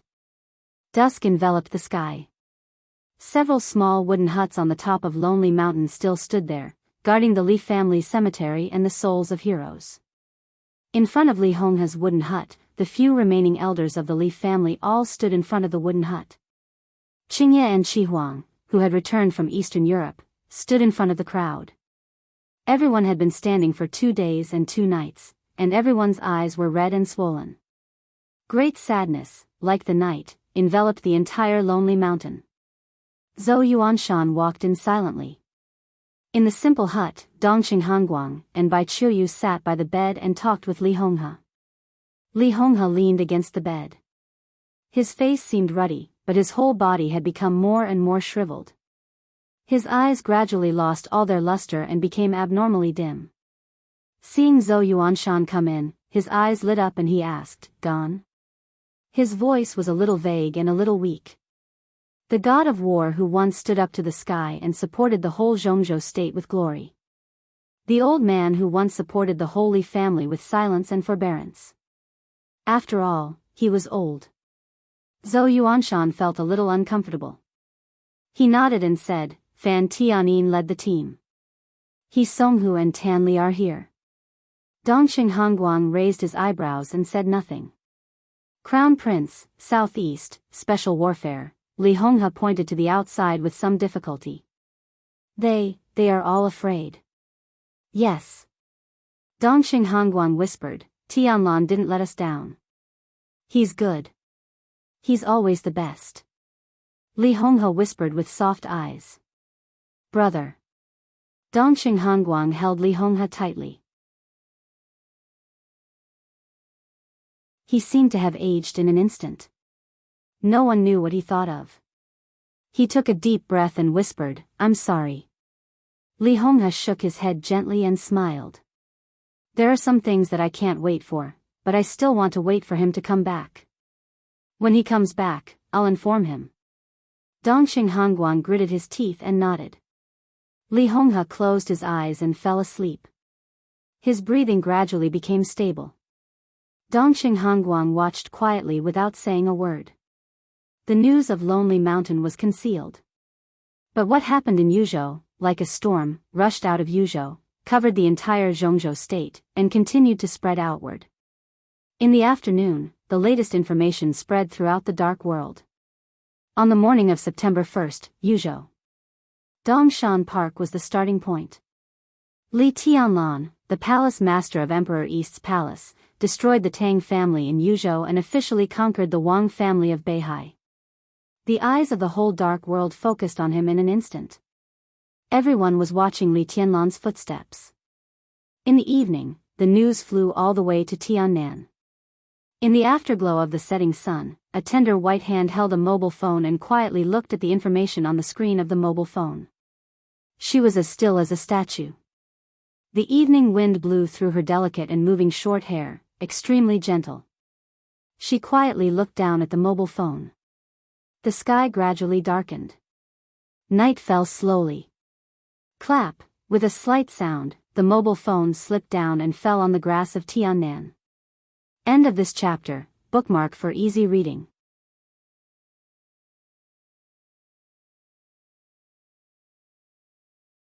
Chapter 626. The so-called Tiannan referred to the area about 800 miles to the south, centered on the border of Nanyuan province in Zhongzhou state. This area was about equal to the area of 6 provinces of Annan state, and about 1/10 of the total territory of Annan state. More than 3 years ago, when the rebels in Annan state rebelled, Dongxing Wudi, the god of massacre in Zhongzhou state, still sent troops to help Annan state quell the rebellion. Since then, this remote and fertile land had become a focus that could not be ignored in the dark world. The Purgatory of Heaven capital, the Wang family of Beihai, the Border Control Corps, the Freedom Corps, Zhongzhou state, Annan state. Countless forces, big and small, had gathered here. The skies of the heavenly south were filled with turbulent winds and scudding clouds almost every day. After the maneuver of the 2 academies in Zhongzhou state, East Emperor Palace, now Emperor East's Palace, also placed its headquarters in Tiannan. Emperor Dong's palace was developing well in Tiannan. Strictly speaking, the so-called not bad meant that he already had a foothold and barely managed to gain a foothold. Li Beidian, who was temporarily in charge of all the affairs of the East Emperor Palace, set up a trading company in the name of Li Tianlan as soon as possible. On the surface, it was doing the most ordinary rice business. In fact, the East Emperor Palace had become one of the important hubs of the Border Control Corps, the Blood Battalion, the Freedom Corps, and many private armed forces in Southeast Asia. This was Zhongzhou state's support for the first place in the maneuver of the 2 academies. Almost every day, a large number of weapons, armaments, and bullets eliminated by the Blood Battalion set off from the border of Zhongzhou state and were distributed to the Freedom Corps or other private armed forces through the East Emperor Palace. The standard of military equipment of the Border Control Corps was enough to make armies all over the world drool. It represented the world's most cutting-edge weapons and equipment. Even if it was obsolete, it was enough to make people envious. Swallowing it up often meant huge wealth. After all, a large number of arms transactions were handed over to a group of young people, which always made people feel that it was child's play. It was not that no one put it into action. However, in the first arms escort, the Great Void Sword Master of Mount Shu personally took action. After the Great Void Sword was unsheathed and killed 3 people at the peak of the thunder-shocking realm, the business of the entire East Emperor Palace suddenly became quiet. Perhaps the 3 experts at the peak of the thunder-shocking realm were not famous big shots. But everyone knew that Li Beidian had not yet reached the peak of the thunder-shocking realm, and in the maneuver of the 2 academies, he had not recovered from his injury. The number of Great Void Sword Masters in the history of Shu Mountain was the least. Nirvana, Phantom, Yin Yang, and almost every generation had a sword master. Only the Phantom sword did not appear for decades. But all the previous Great Void Sword Masters eventually reached the Invincible Realm, and they became the top expert of Mount Shu as soon as they entered the Invincible Realm. This was the unique skill of swordsmanship that shocked the Zhongzhou state. The later it was, the stronger it became. It was said that Li Beidian had another breakthrough after that battle. With him in the East Emperor Palace, even if Li Tianlan hadn't come, there weren't many forces who dared to attack it now. Wang Yuetong liked this life very much. The newly established Emperor Dong's palace was busy every day. Everyone was busy. Among the hundreds of people Wang Yuetong brought back after the maneuver of the 2 academies, almost everyone had something to do. The great cohesiveness that was produced when any force was first established would unite everyone as more and more things happened. Every day in the Southern Heaven region was very tiring, but it was also very fulfilling. Wang Yuetong was used to this kind of fulfilling and serious life every day. She learned to work hard and cultivate hard. She had not made any progress in martial arts for more than 3 years, but she had broken through to the fire-flaming realm in a short time. Everyone in the Emperor Dong's palace respected her very much. But this respect was not because she was the daughter of the Sword Emperor, nor because she was Li Tianlan's woman. It was because she was serious. She did not think about the Wang family of Beihai, nor did she miss Li Tianlan, nor did she pay attention to the grievances between them. She almost deliberately put all her thoughts on the development of the Emperor Dong's palace. Just before receiving the news, she was still planning how to completely open up the road from the Southern Heaven region to the Golden Triangle. Hundreds of thousands of armed forces in the Golden Triangle were at war all year round, so the demand for arms was even greater. And now there was something that addicts all over the world were crazily pursuing. It was not drugs. It was a special drug. In Zhongzhou State, it was codenamed Dreamland. In the Dark World, it was known as Heaven. Strictly speaking, it was also a type of drug, but it was harmless to the body. The drug codenamed Dreamland could bring people greater enjoyment than other drugs. Some of the ingredients in it neutralized the harmful substances of drugs, and when combined with several other drugs, it became beneficial to the body. Although the strong hallucinogenic drug was not very suitable for strong-willed martial arts experts, the popularity of Dreamland had never decreased in the slightest throughout the world. And there was only one place in the world that could turn drugs into health supplements. Naturally, it was not the Golden Triangle. It was the Wang family of Beihai. So for many years, hundreds of thousands of armed forces in the Golden Triangle had been the most loyal allies of the Wang family of Beihai. Wang Yuetong naturally knew that. This chapter is not over. Please turn the page. She even knew the price of a dream drug. The cost price of a gram of dream drug was more than 10 times that of a normal drug. But now in the dark world, the price of a gram of dream drug was 75 times that of a gram of drugs. And the price was still rising, and it was in short supply every year. Wang Yuetong had been thinking about it recently. She wanted to do her best to fight for a share of dreams for the Emperor Dong's palace in the Golden Triangle, even if it would harm part of the interests of the Wang family of Beihai. The people she sent to the Golden Triangle to negotiate had set off. But before the specific results of the negotiation could be reported, the news from Zhongzhou State was like a basin of cold water in a world of ice and snow, pouring directly on her head. Those grievances that she thought she could deceive herself by not thinking about broke out with incomparably ferocious malice in an instant. Perhaps it was no longer grievances. The past of the previous generation would be gone with the wind. But now the woman who had been with him in Eastern Europe, who was his fiancée in name, and who desperately pulled out silence at the most critical moment, was already lying in bed. Dongxing Rushi, who was in a vegetative state. Situ Tsangyue, who was seriously injured. Tribulation, whose foundation was completely destroyed. The master of Samsara Palace, who had fallen, all of them. This was a new grievance.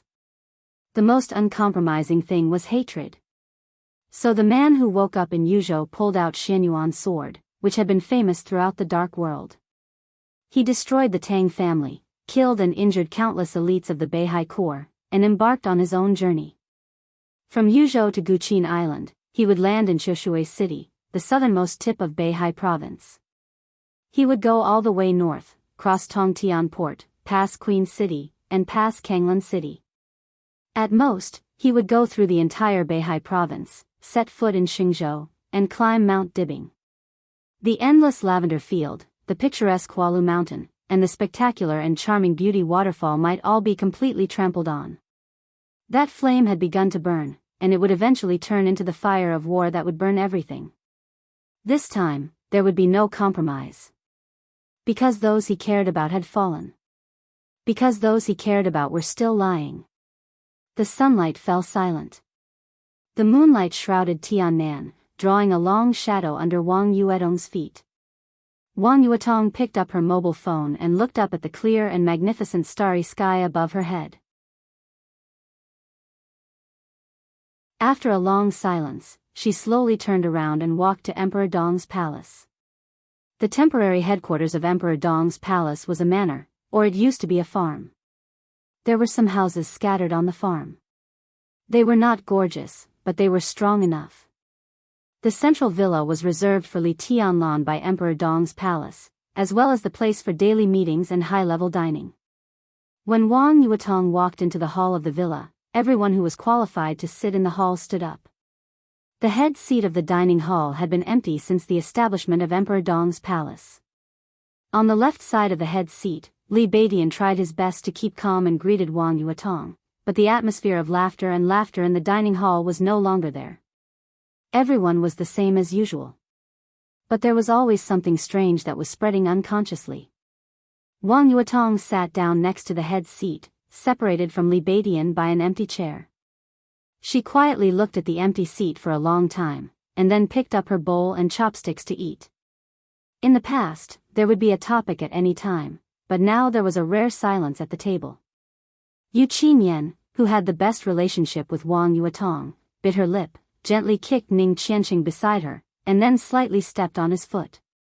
Ning Qianqing smiled bitterly, squeezed his girlfriend's little hand, and said nothing. As for the blood battalion, let Yuan Xing come down. Beidian, find someone to replace him. Wang Yuetong suddenly spoke, breaking the subtle silence. Li Beidian slowed down and did not speak. As for Taiga City, we have agreed to visit Mayor Wan tomorrow. Emperor Dong's palace will have sufficient funds next. I'm optimistic about the two projects there, so I'd better not put them down. Qin Yan, can you go there tomorrow? I hope Mayor Wan will remember our promise. Within a month, the funds will be fully in place. Yu Qinyan raised her head and looked at Wang Yuetong in a daze, without saying anything. Ah, there's also the Freedom Corps. Hanin, I'll have to trouble you to contact the Freedom Corps in the future. I still don't know much about the Night Tiger mercenary group, but judging from the current actions of Zhongzhou State, Night Tiger's attitude is very subtle. It is said that they have begun to contact Annan State and the Purgatory of Heaven capital, but there is no evidence. But in many cases, we don't need evidence. They are armed forces supported by Zhongzhou State. When they are disobedient, we should give them a warning. The aid given to them this month should be reduced. I like 2 pieces of land in the neighboring town. They are very cheap. Tiannan will develop very well in the future. These 2 pieces of land are very close to the county and can be bought. In fact, if we have money, we should hoard the land. The profits in the future will not be too bad. And, in the quiet restaurant, Wang, this chapter is not over. Please turn the page. Yuetong's calm and pleasant voice kept ringing. Perhaps until this moment, everyone, including Wang Yuetong herself, knew that she had done so many things. Sister, Yu Qingyan finally couldn't help shouting. Wang Yuetong's voice paused. She wanted to continue, but found that she had finished. These are all things that you are responsible for. Yu Qingyan looked at Wang Yuetong cautiously. Wang Yuetong was silent for a while. She lowered her head and drank the soup. She smiled softly and said, I'll be away for a while tomorrow, maybe. She shook her head and didn't say much. Still, no one spoke. Li Beidian lowered his head, so no one could see the expression on his face. Tianlan's attitude towards you will not change. Ning Qianqing finally couldn't stand Yu Qingyan's scratching and said helplessly. I know that. Wang Yuetong's eyes softened for a moment and she smiled. I know what kind of person he is. Then Du Hanin hesitated slightly. It's not the same. Wang Yuetong put down the bowl and chopsticks and stood up. Everyone stood up at the same time. Wang Yuetong looked at several high-level officials of Emperor Dong's palace around her. After a long silence, she chuckled. Her smile was extremely bright but bitter. It's not the same. Mount Dibing. That's my home. The Wang family of Beihai is also my home. Anyway, it's my home. Perhaps from the moment Xianyuan Feng slashed at the Beihai core, everything became different.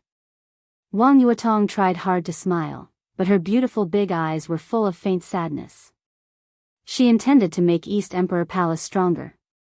She even intended to let the Wang family of Beihai lose some interests for East Emperor Palace. But she couldn't watch Li Tianlan trample on everything in Beihai. She was from Beihai. Mount Dibing was her pure land. The stage of formidable person was also a holy land in her heart. Li Tianlan ignited the war in Beihai. She had to go back. She had no choice. Maybe there was a choice. But she couldn't do it. No matter what she could do, she had to go back. Those new and old grudges that she deliberately didn't see, think, or pay attention to were constantly spreading. It turned out that the peace at the moment had been shattered when the almost eternal sword fell in Eastern Europe. Wang Yuetong looked back, thinking of Li Tianlan and Tiannan. Everything in the past was illusory like a dream. Now she woke up from the dream. She couldn't tell whether the dream was beautiful or cruel or something else. But like countless people in the dream, the moment she woke up, she only had reluctance in her heart. The great reluctance pulled at her heart. The pain was not obvious, but it always lasted and became a force that she couldn't resist. It pushed her to the north. Wang Yuetong stopped talking. She slowly left her seat and slowly walked out. Li Beidian and Ning Qianqing also stopped talking. The two walked in front of everyone and watched Wang Yuetong's figure getting farther and farther away. There was no farewell. Leaving was so natural, so easy, and so difficult. Li Beidian watched her figure getting farther and farther away and was silent for a long time. She's gone. Ning Qianqing whispered. Yeah, she's gone. Li Beidian murmured to himself. In the future, Ning Qianqing's tone was complicated. Will we meet again? Li Beidian was silent. He thought of the Wang family of Beihai and the Li family. He thought of the era of Sword Emperor and the era that would soon belong to Dongwang. Something seemed to have been preordained in the dark. Some people struggled to get close, got close, and got close. But they could only struggle, and in the end, they could only say goodbye. It's best not to see each other again. Li Beidian whispered. His voice was filled with countless emotions. Because at this moment, he thought of a few short sentences that eldest senior brother had sent to him. He had forgotten most of those short sentences. But two sentences were always deeply remembered. The silver moon moved Beihai. Dongwang broke his heart and broke his beauty. Dong Huang. Broken heart. Broken. Beauty. Li Beidian took a step forward subconsciously, but finally stood where he was. The misty night shrouded. There was mist in the bright blue light, and it was a vast expanse. Everyone was looking at the back that was getting farther and farther away. Someone had ignited the war in Beihai. She walked there. Her back was so delicate, like a moth. End of this chapter, bookmark for easier reading.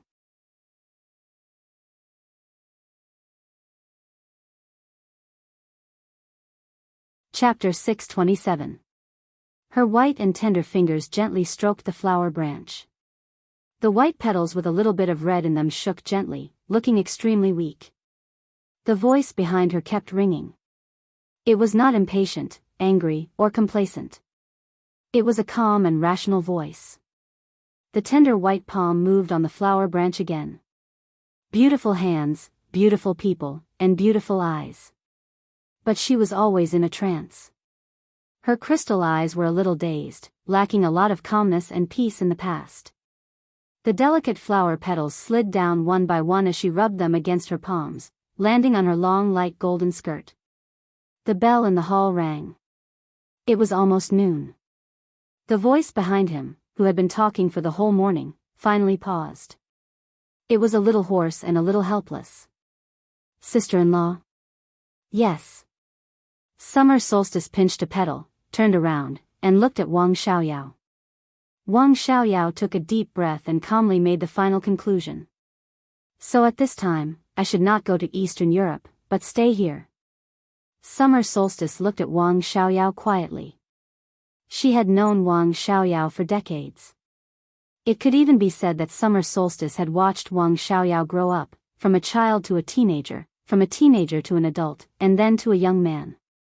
The relationship between uncle and sister-in-law had always been very good. Summer Solstice still remembered that when Wang Xiaoyao was a child, he often pestered her to take him to Xingzhou City to buy a time-honored handmade candy. When he was a little older, he practiced martial arts and swordsmanship. He, who was lazy, would come to her and beg her to make his favorite sweet and sour fish. After his father left, Tianzong became stricter with his teaching. Every time he couldn't stand it, he would come here to complain to her. After they got married, Wang Xiaoyao insisted on calling her sister. Later, when he got older, he called her sister, but they were closer. When Xingxiao and Yuetong were a little older, he also liked to take his nieces and nephews to play. The handmade candy shop in Xingzhou City was still Xingxiao and Yuetong's favorite snack. The sika deer he gave to Yuetong was still kept in the private zoo under Mount Dibbing. Several batches of pure-blooded horses he gave to Xingxiao on his birthday were old. Time kept moving forward with the traces of the past, silently. Summer Solstice had never felt that time had changed anything. But when she looked at the young man standing beside her, she recalled how he used to pester her to bring him to buy candy when he was young. It was not until this moment that Xie Ji clearly felt that everything had already changed. In the time that she did not pay attention to, in the place that she had not carefully observed. The young man in front of her was still handsome, but there was an indiscernible gloominess in his eyes. He stood there with a familiar smile, but the feeling he gave Xie Ji was so unfamiliar. Summer Solstice sighed softly and shook her head. No. Why? Wang Xiaoyao looked at Summer Solstice and raised his eyebrows. Sister-in-law, Xingxiao can stabilize the situation in Eastern Europe. It's meaningless for me to go there. The news from the outside should have already spread here. Li Tianlan wants to go to the stage of formidable person. If I stay, at least I'll have more protection. Your brother wants you to go to Eastern Europe. Summer Solstice looked at the unfamiliar Wang Xiaoyao with a smile. Wang Xiaoyao looked at Summer Solstice and also felt a little strange. The barrier was becoming blurry and clearer, as if it was becoming more and more real. Mount Dibbing, Beihai Province, the Wang family of Beihai. Wang Xiaoyao lowered his head. Will they all be handed over to Dijiang? He still has the border control corps. Can they handle it? The pressure might be greater, but our position is not easy to begin with. Summer Solstice whispered, and the situation in Eastern Europe is also very complicated. Xingxiao is too young and difficult to deal with. It's also good for you to let Xingxiao come back and practice with Dijiang. Xingxiao, Wang Xiaoyao hesitated. He's still too young. Summer Solstice's smile remained unchanged. She looked at Wang Xiaoyao and asked, "What are you worried about?" Since the establishment of the Wang family of Beihai, all the commanders of the Beihai Corps have been the core members of the Wang family of Beihai. Wang Xiaoyao whispered. It was indeed true. Please turn the page if this chapter is not over. The Wang family of Beihai had been established for 500 years. All the commanders of the Beihai Corps had no other surname. Basically, they were the most trusted younger brothers or brothers of the patriarch. And Wang Tianzong himself served as the commander of the Beihai Corps of this generation. Now Wang Tianzong was silent. Before that, he sent Wang Xiaoyao to Eastern Europe and handed over the power to Dijiang. Dijiang now controlled the entire Beihai Corps and was also the commander of the Border Control Corps, acting as the patriarch's authority. Whether in strength or power, he could be said to be unique in the Wang family of Beihai. No one could check and balance. Dijiang's identity suddenly became extremely sensitive. It's okay. Summer Solstice's smile was like a mask, beautiful and a little pale. Although Dijiang's surname is not Wang, he is your brother's student. Tianzong has always treated him as his own son. Don't worry about him. How's my brother's injury? Intentionally or unintentionally, Wang Xiaoyao asked in a low voice. Not bad. Summer Solstice glanced at him and continued to smile. Although that sword strike in Eastern Europe was terrible, Tianzong has broken through and become a real chosen one. He is supreme. What kind of sword strike can hurt him? The so-called eternal sword only caused him an ordinary injury. Although the injury is serious, it does not affect his combat capability. If he wants to recuperate now, it is only because if he forces to fight again, his injury will become more serious. You know, the situation is very chaotic now. He must recuperate in the fastest time. Otherwise, if it were in normal times, he would not need to recuperate at all for such a small injury. Wang Xiaoyao glanced at Summer Solstice and did not speak. He did not know whether his sister-in-law was telling the truth or not, but what if it was true? He lowered his head and narrowed his eyes slightly. Summer Solstice felt the change in his movements, and the warmth in her eyes disappeared little by little. Sister-in-law, are you really going to drive me to Eastern Europe? Wang Xiaoyao whispered. You're treating me like an outsider. Summer Solstice whispered, Eastern Europe is very chaotic. Tianzong asked you to go to Eastern Europe because he trusts your ability. At this time, how to end the chaos in Eastern Europe depends on you. As a member of the Wang family of Beihai, Xiaoyao, you should shoulder your own responsibility. Wang Xiaoyao was silent for a long time before he nodded. I actually trust Dijiang, too. But I'm afraid the outside world won't think so. I'm my brother's younger brother. At this time, if I leave, I'm afraid some people will gossip. Summer Solstice looked at him with soft eyes and a soft tone. You have a clear conscience. What are you afraid of? Wang Xiaoyao suddenly raised his head and looked at Summer Solstice. Summer Solstice was also looking at him without dodging. The air seemed to freeze for a moment. After a long time, Wang Xiaoyao lowered his head again and avoided Summer Solstice's gaze. Sister-in-law, can you make me sweet and sour fish again? He was silent for a long time before he tentatively opened his mouth. Summer Solstice laughed and looked at the man who had always been her younger brother in her heart. She whispered, I'm not feeling well today. I'll wait for you to come back from Eastern Europe. Wang Tianzong lowered his head and looked at the ground. His eyes were a little sad. After a long time, he said, I'll go now. He turned around and slowly left the hall. Summer Solstice watched him leave. She stood where she was without making a sound or moving. The main door of the hall was opened for a moment and then closed again. Wang Xiaoyao stood outside the door and saw Dijiang. Dijiang, who had returned to Mount Dibbing a few days ago, was standing in the pool in front of the main hall, looking at the lotus flowers and swimming fish in the pool. Hearing the sound of the door opening, he turned his head and looked at Wang Xiaoyao. Their gazes met for a moment, but neither of them spoke. Di Jiang was Wang Tianzong's student. Wang Xiaoyao was Wang Tianzong's younger brother. There was a difference in seniority. But they were about the same age. So they were friends. At least they used to be friends. They were very, very good friends. What are you doing here? Wang Xiaoyao looked at him for a while and said slowly, now. This chapter is not over. Please turn the page. You can go in. I'm not going in. Di Jiang smiled and said carelessly, I'm just strolling around. What's there to stroll around? Wang Xiaoyao's eyes seemed to hide needles. There's really nothing to stroll around. Di Jiang was silent for a moment and nodded. Shall I see you off? Wang Xiaoyao took a deep look at him and nodded.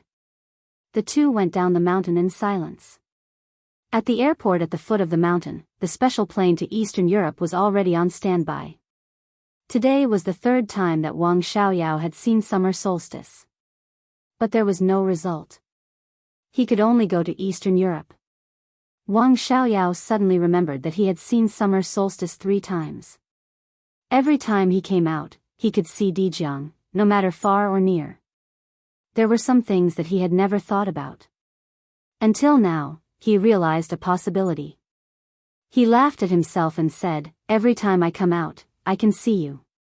Are you afraid that I'll hurt my sister-in-law? If she doesn't want to, who can hurt master's wife? Di Jiang said faintly, I'm nearby. I just hope you can calm down. Do you doubt me, too? Wang Xiaoyao's voice was low. He looked at Di Jiang, and his eyes suddenly became extremely sharp. Di Jiang did not speak. I swear I didn't do anything wrong to the Wang family of Beihai. He took a deep breath and said word by word, gritting his teeth, I have a clear conscience. Di Jiang still did not speak. He believed Wang Xiaoyao's words. He had a clear conscience to the Wang family of Beihai and did not do anything wrong to the Wang family of Beihai. He also believed that Wang Qinglei also had a clear conscience to the Wang family of Beihai and did not do anything wrong to the Wang family of Beihai. But the problem was that the Wang family of Beihai was too big. You don't believe me? Wang Xiaoyao looked at Di Jiang and asked. I believe you.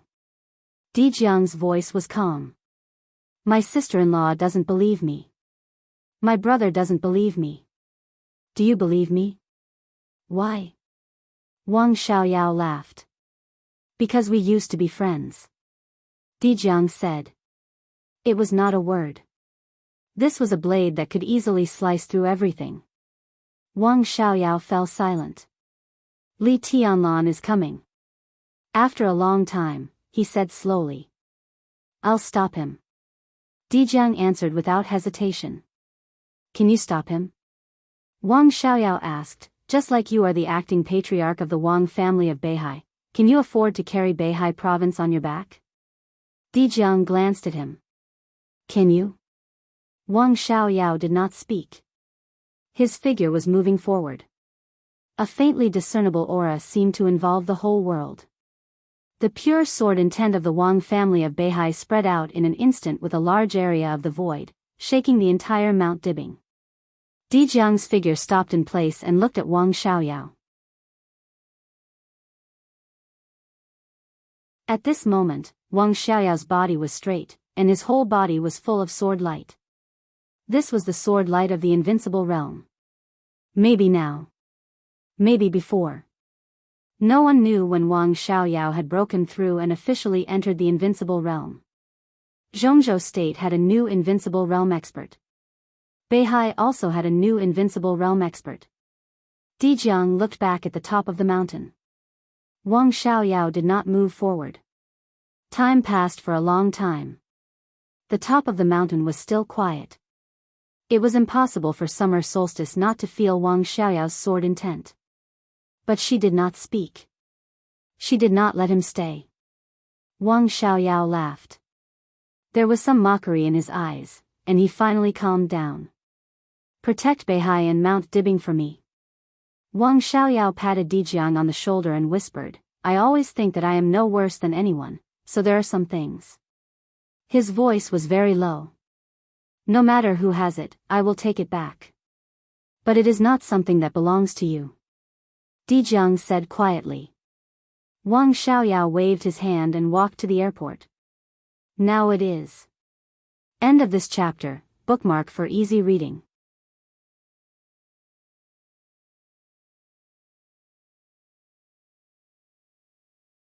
Chapter 628. Dijiang looked at Wang Xiaoyao's back in silence. He didn't want to say anything else to the other party, so naturally, there was no need for them to travel together. Mount Dibbing in the north gradually became cold.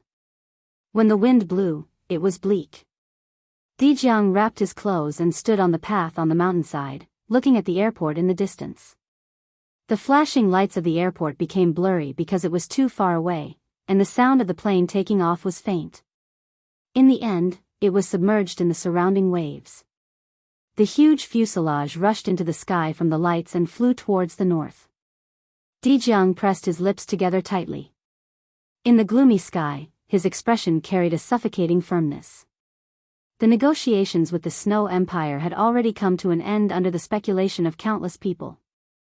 Zhongzhou State and the rest of the world were still working hard. But in the future map of the dark world of Snow Country, the Wang family of Beihai had become the only dominator. Wang Xiaoyao flew over. In the future, that place could be said to be his sphere of influence.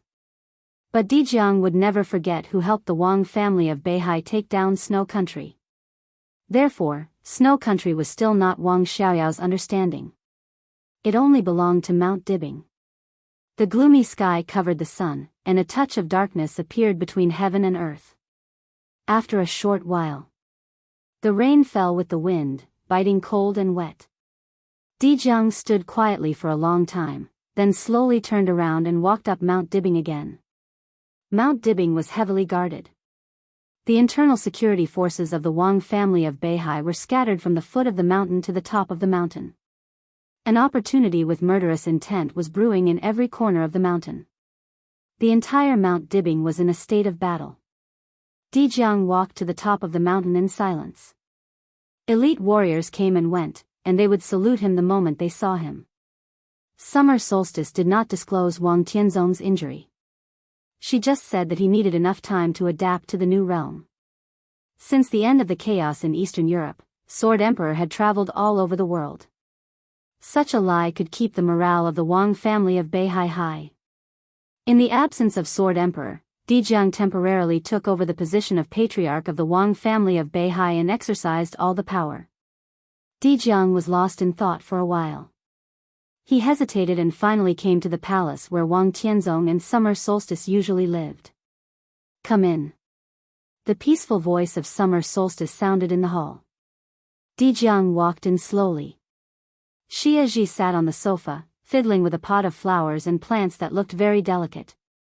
Her white fingers were stained with mud, but they were extremely agile. Dijiang bowed slightly and said respectfully, "Ma'am. Xiaoyao left?" Xia Ji pushed the flowers in front of her, looked at Dijiang, and asked softly. After he broke through, he waited for about 10 minutes. Dijiang replied.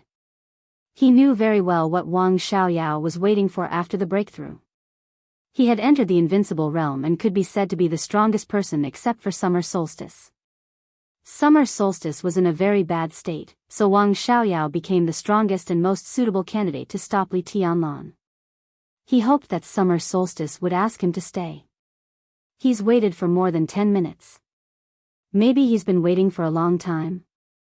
Summer Solstice was silent for a while and shook her head. Do you believe that he will make a breakthrough at this time? Dijiang was stunned. You mean, he asked tentatively, he broke through a long time ago? Summer Solstice reached out and flicked the flowers and plants in front of her. She said calmly, who knows? Dijiang stood there, lost in thought. After a long time, he took a deep breath and muttered to himself, why, that might be the question that everyone who knew the inside story wanted to ask now. Why? Before that, many people had noticed the hidden danger inside the Wang family of Beihai. But at that time, the hidden danger was exactly in Wang Tianzong and Wang Xiaoyao. This chapter is not over. Please turn the page. Between Cyan Thunder. No one doubted Wang Xiaoyao. No one knew what was going on with Wang Xiaoyao.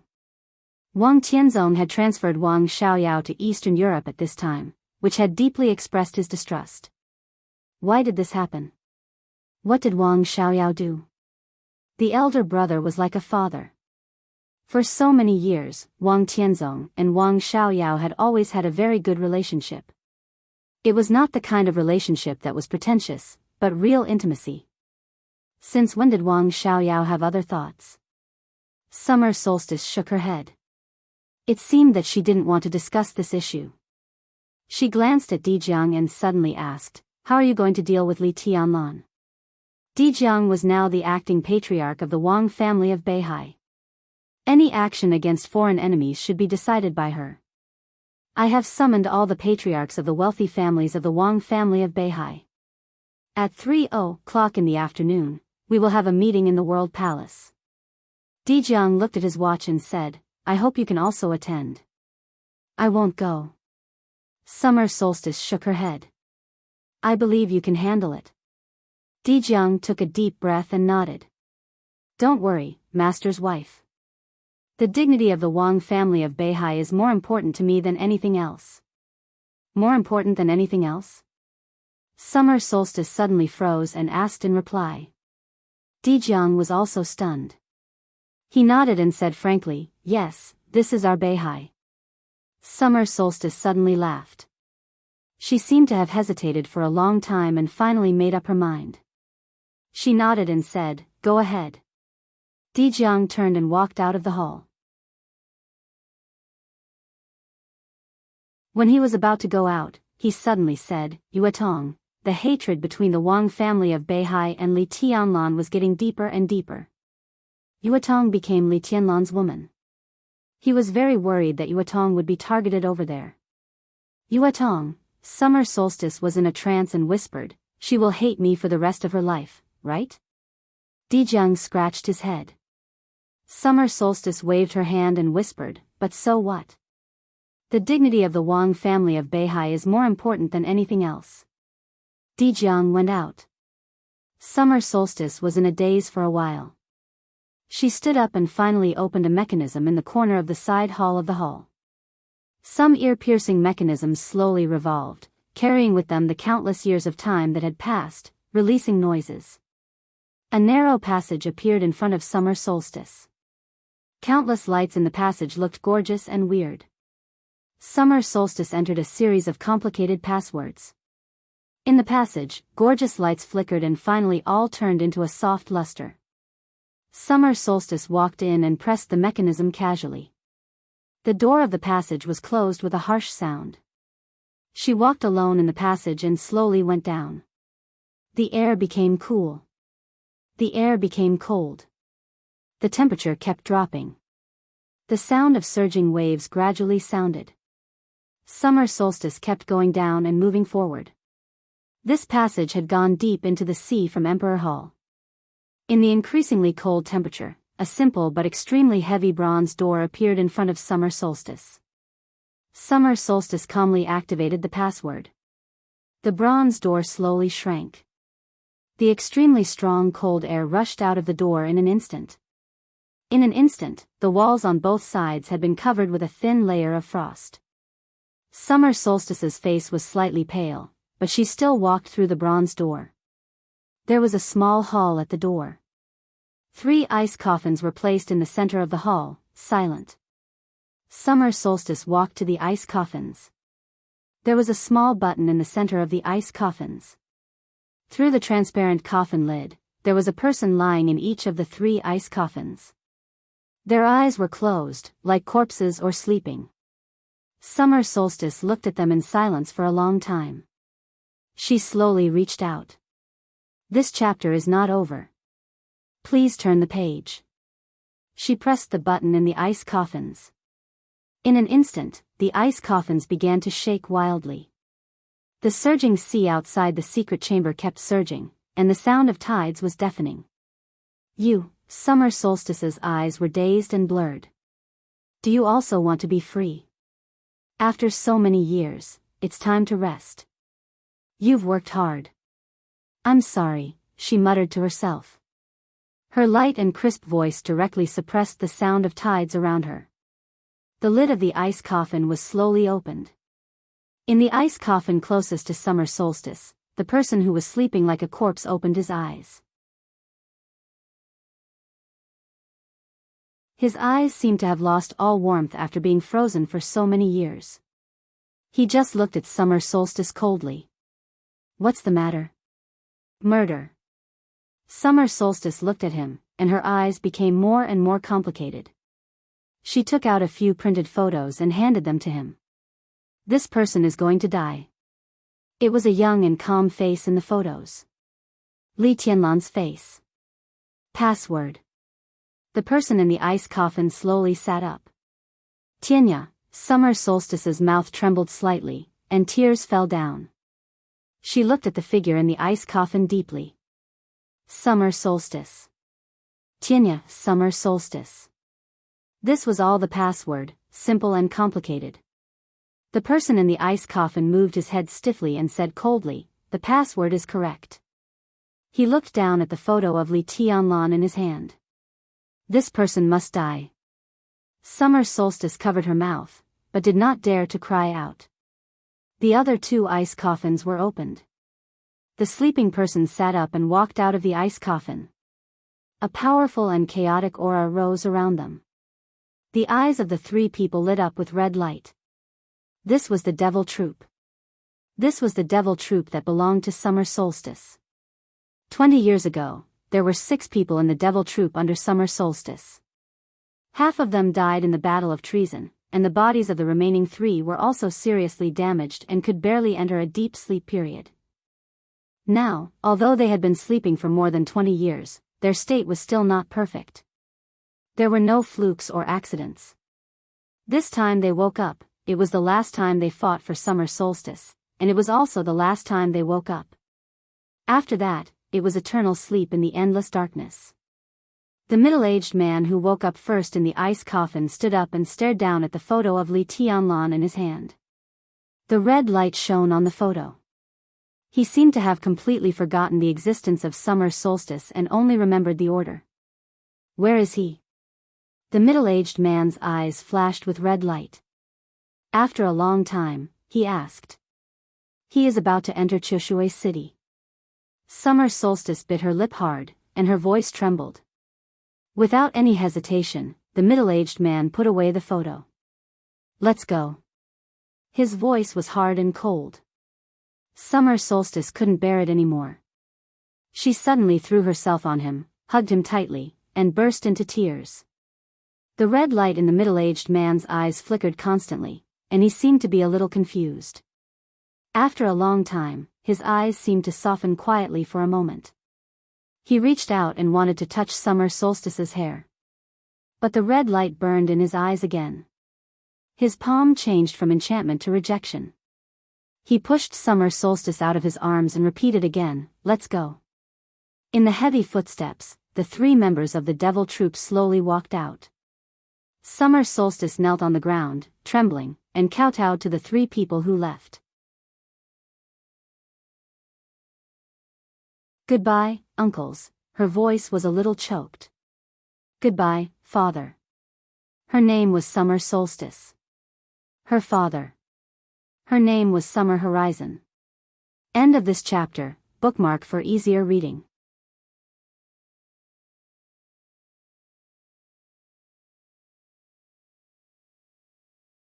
Chapter 629. It was raining in Choshui City. The continuous autumn rain fell from the city to the sea, knocking on the windows of the cruise ship. In the increasingly urgent sound, Li Tianlan opened his eyes. All the dreams were washed away by reality. The flames, thunderbolts, and sword lights suddenly went away without a trace. The ocean was behind. The rain shrouded Qiushui City, which was getting closer and closer. The outline of the most elegant and clean city in the north of Zhongzhou State was clear. Li Tianlan looked at it quietly. His face was pale, his breath was weak, and his spirit had fallen to the bottom. He looked extremely haggard, but his bloodshot eyes were as bright as stars. The almost dazzling light kept jumping in his eyes, like sword lights leaping in the boundless night sky. From Yuzhou to Qingdao.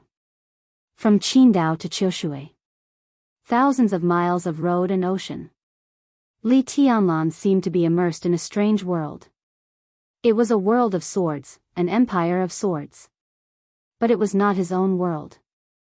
It was Dongqing Huangtu's world. He had gotten the notebook belonging to Dongqing Huangtu before the final game in Eastern Europe. The notebook, which was copied by the master of Samsara Palace, was full of Dongqing Huangtu's experience in swordsmanship. Li Tianlan couldn't describe what it was like. Looking at the notebook, he felt like he was walking on the same path, but he inadvertently saw a different scenery. Dongqing Huangtu's description of swordsmanship confused him too much. Instead of helping him, the amazement made him more and more questions. Until he was in Winter Mountain Park. Until now. From the moment Xianyuan Feng completely shattered to the present. Li Tianlan was almost completely trapped in Dongqing Huangtu's swordsmanship. He searched for his own problems in that vast and boundless world of swordsmanship, verified Dongqing Huangtu's martial arts, and saw the real 13-story pagoda and Xianyuan Feng. Finally, he walked out of that world with great difficulty. All the questions seemed to have answers. The road ahead began to become clear. It was no longer the direction of his own speculations and experiments. Instead, in the world that belonged to the way of the sword, the streaks of sword light clearly told him what was right. Perhaps it was not until this moment that he really understood what the 13 floors was. This was not a sword array created by a paragon. From a certain point of view, the 13 floors were everything to that genius. After rocking in the ocean for a long time, the huge cruise ship slowly approached the shore. In the rain, Qiushui City was hazy and cold, like a goddess standing by the sea watching the sea. The cruise ship was full of tourists from Zhongzhou State going to Qiushui City. Beihai of Zhongzhou State and Nanhai of Zhongzhou State had always been tourist attractions of Zhongzhou State. The rich tourism resources could bring endless wealth to the Wang family of Beihai every year. Li Tianlan walked silently at the back, looking at the excited crowd in front of him. Everyone was looking forward to the grand scene. Only he longed for revenge. If this chapter is not finished, please turn the page. This is revenge. The best result of lying in bed was Dongqing Rushi, who was in a vegetative state. His foundation was completely destroyed, and there was almost no hope of recovery. Situ Tsangyue was seriously injured in the self-explosion of the Devil Troop. Lin Fengting was seriously injured.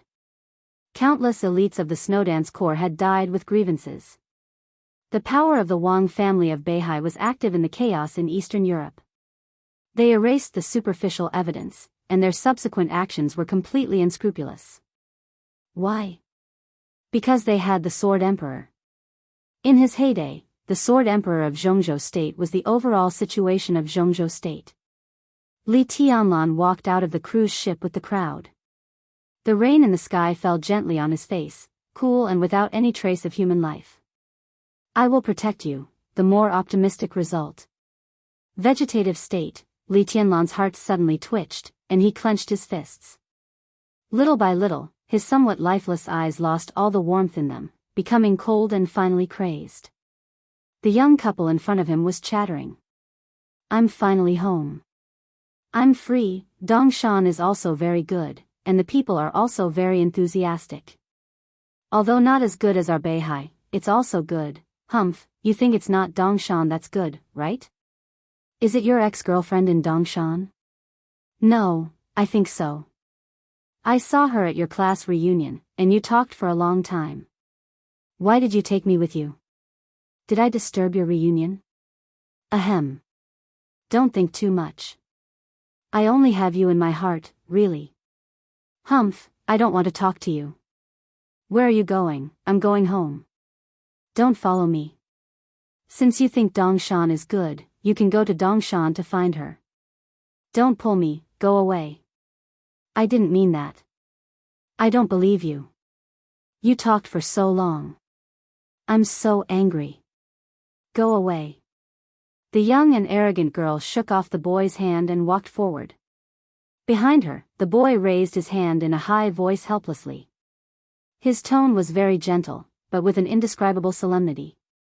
I promise His Majesty Sword Emperor that I only have you in my heart. Don't be angry. His voice was very loud. Some tourists from Zhongzhou State looked at him in bewilderment. On the other hand, some of the North Sea locals smiled kindly. The girl named Ing looked back at her boyfriend, a little hesitant.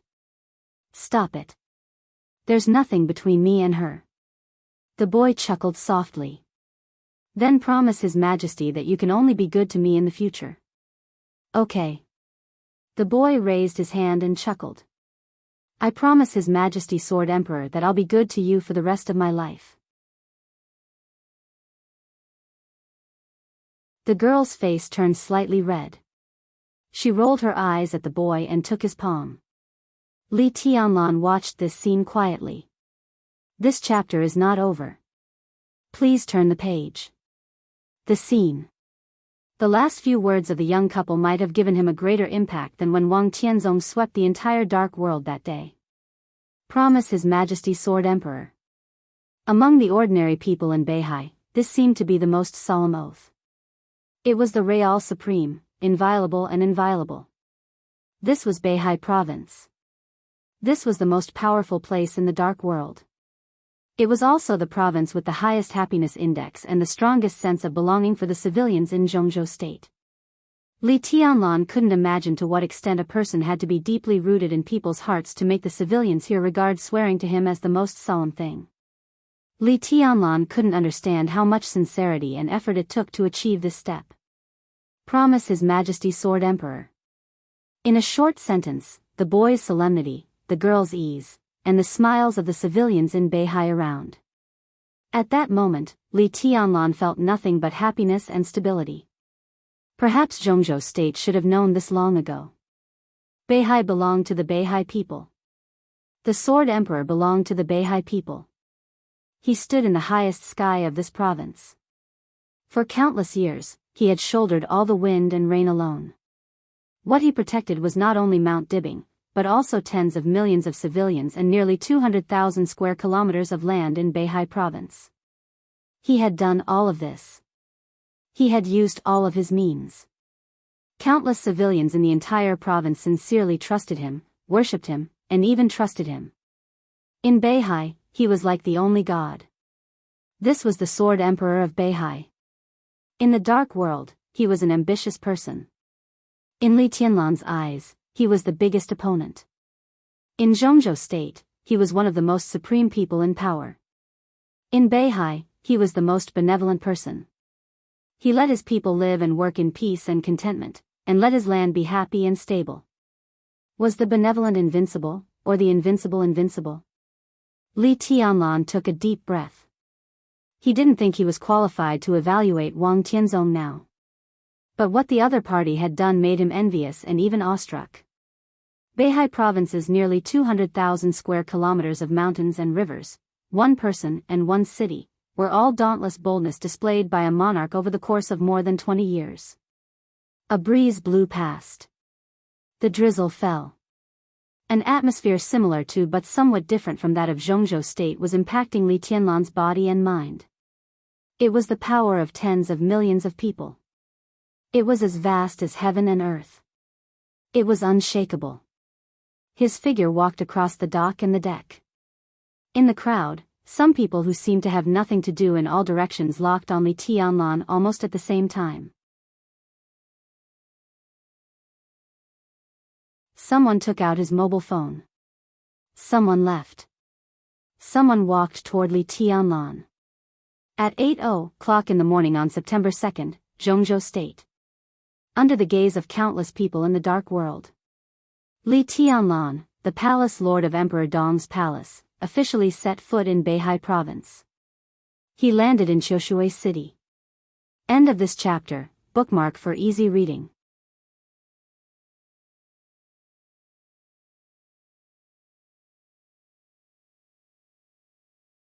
Chapter 630. While the ship was sailing on the sea, in the famous world palace of Mount Dibbing, the meeting convened by Dijiang had come to an end. Almost all the patriarchs of the wealthy families in Beihai province were present. Even those who couldn't come temporarily sent their core figures who could represent their families. The wealthy families, the important figures inside the Beihai core, the important figures of the Beihai intelligence department, and Wen Siyuan, the member of Zhongzhou state and the top leader of Beihai province, were all present. There was only one topic discussed at the meeting. How to deal with Li Tianlan, who was about to set foot in Beihai province. I still insist on my opinion. In the quiet conference room without any panic or worry, Wen Siyuan's voice sounded unhurriedly. At this stage, even before Li Tianlan arrives at Mount Dibbing, it's not appropriate for us to take action. This is Beihai province, our own land. Everyone, we need to come up with the most luxurious lineup to deal with an expert like Li Tianlan when the Sword Emperor is not here. Once such a battlefield appears in other parts of the province, the impact will be too bad. Moreover, each family has sent experts to intercept Li Tianlan in batches, which is tantamount to dispersing our strength. I'm inclined to the decision of the Tang Corps to gather everyone to Mount Dibbing and decide the outcome with one battle. Wen Siyuan's voice was steady and peaceful. He was only 48 years old this year, and he and the Sword Emperor Wang Tianzong had a true friendship through life and death. He had a firm stand and was deeply trusted by Wang Tianzong. The most subtle thing was that he was the same age as Wang Qinglei, the member of Wuyue. In the Southeast group, he could be said to be Wang Qinglei's biggest competitor. Who can guarantee that Li Tianlan will behave all the way? Wang Qinglei said flatly, if we hide in Mount Dibbing and Li Tianlan fights all the way, who will fight? If no one fights, what about the Beihai Corps stationed in various places? What about the civilians in various cities? What about some of our agencies hidden in the dark? Everyone, Li Tianlan is now crazy. In Dongshan Park, Elder Tang's family was killed. This is enough to prove his madness. He blocked all his own retreat. This time he came to Beihai for revenge. From the first moment he stepped into Beihai province, no matter who he attacked, it was revenge against the Wang family of Beihai. He doesn't dare to hurt civilians. Wen Siyuan shook his head and his voice was indifferent. With his status, he won't hurt civilians, but what about the Beihai Corps? The North Sea Legion had bases all over the place, so were they supposed to withdraw all of their troops? This will cause panic among the civilians, and the influence will be even worse. If this chapter is not finished, please turn the page. Wang Qinglei shook his head and said in a firm voice, for hundreds of years, the Wang family of Beihai has never had the habit and tradition of waiting for the enemy at the door.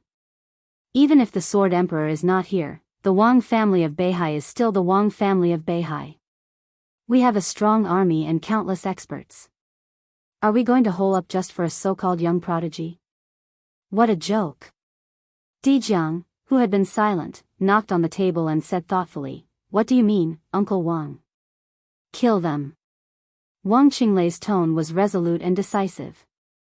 There are 8 wealthy families in Beihai, and each of them is in charge of a city. He landed at the southernmost end of the Wang family of Beihai, which is a provocation to us. He wants to penetrate the entire Wang family of Beihai, so we might as well do as he wishes. We can only fight. Even if we lose, we will lose with dignity. Turtle up? Oh, all the experts are gathered in Mount Dibbing. The enemy swept all the way from the south, and we didn't even have the slightest reaction. In such a battle, even if we are lucky to win in the end, what face do we have? Wang Qinglei stood up and pointed to the south. Over there is only one person, and he dares not fight.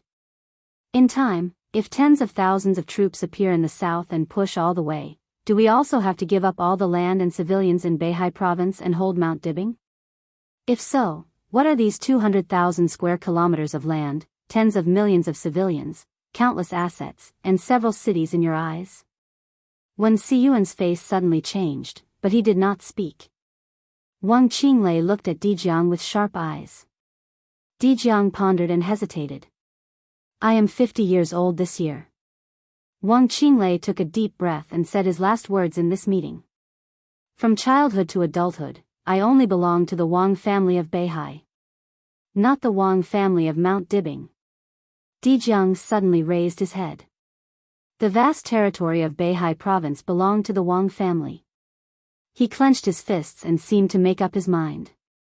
His eyes fell on a handsome and elegant middle-aged man near him.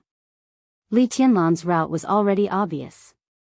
He would log in Qiushui City. There was a wealthy family in Qiushui named Huangfu.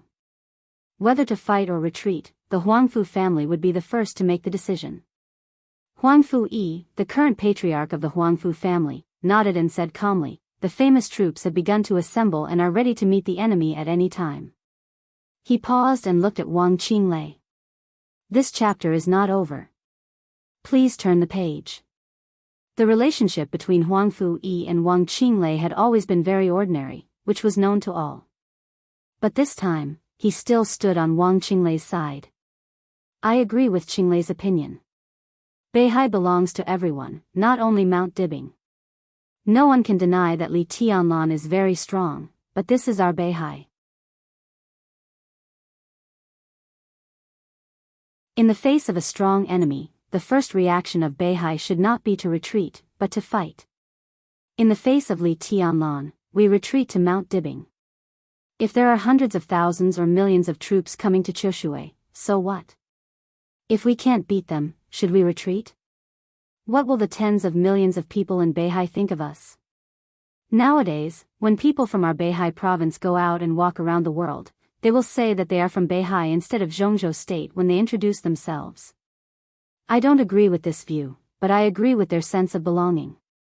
The patriarch of the Qin family said slowly, this sense of belonging is not given by us constantly retreating.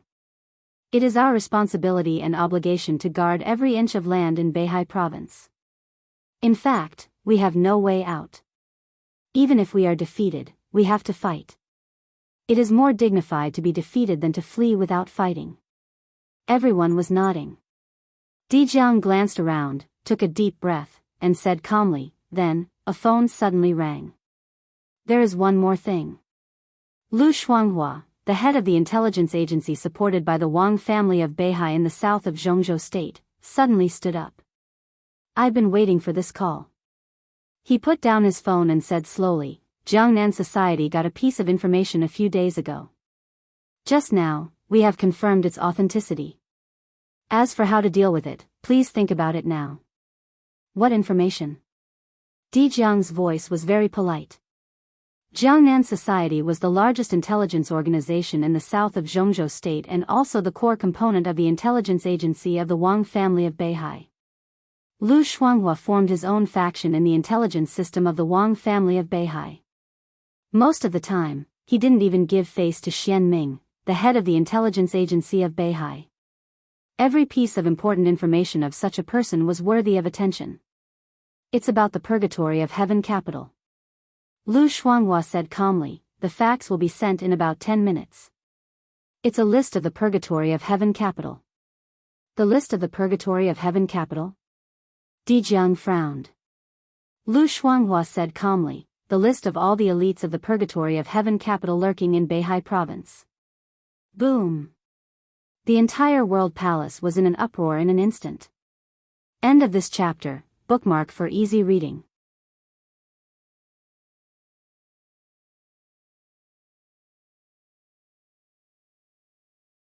Chapter 631.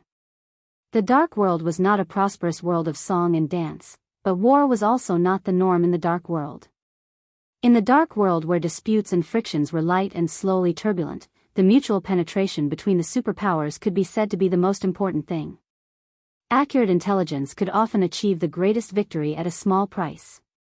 For countless years, it seemed that except for the madmen of Samsara Palace, no superpower liked to put all their chips on the line and rush to fight with their opponents. This was not a lack of passion, but the result driven by reason.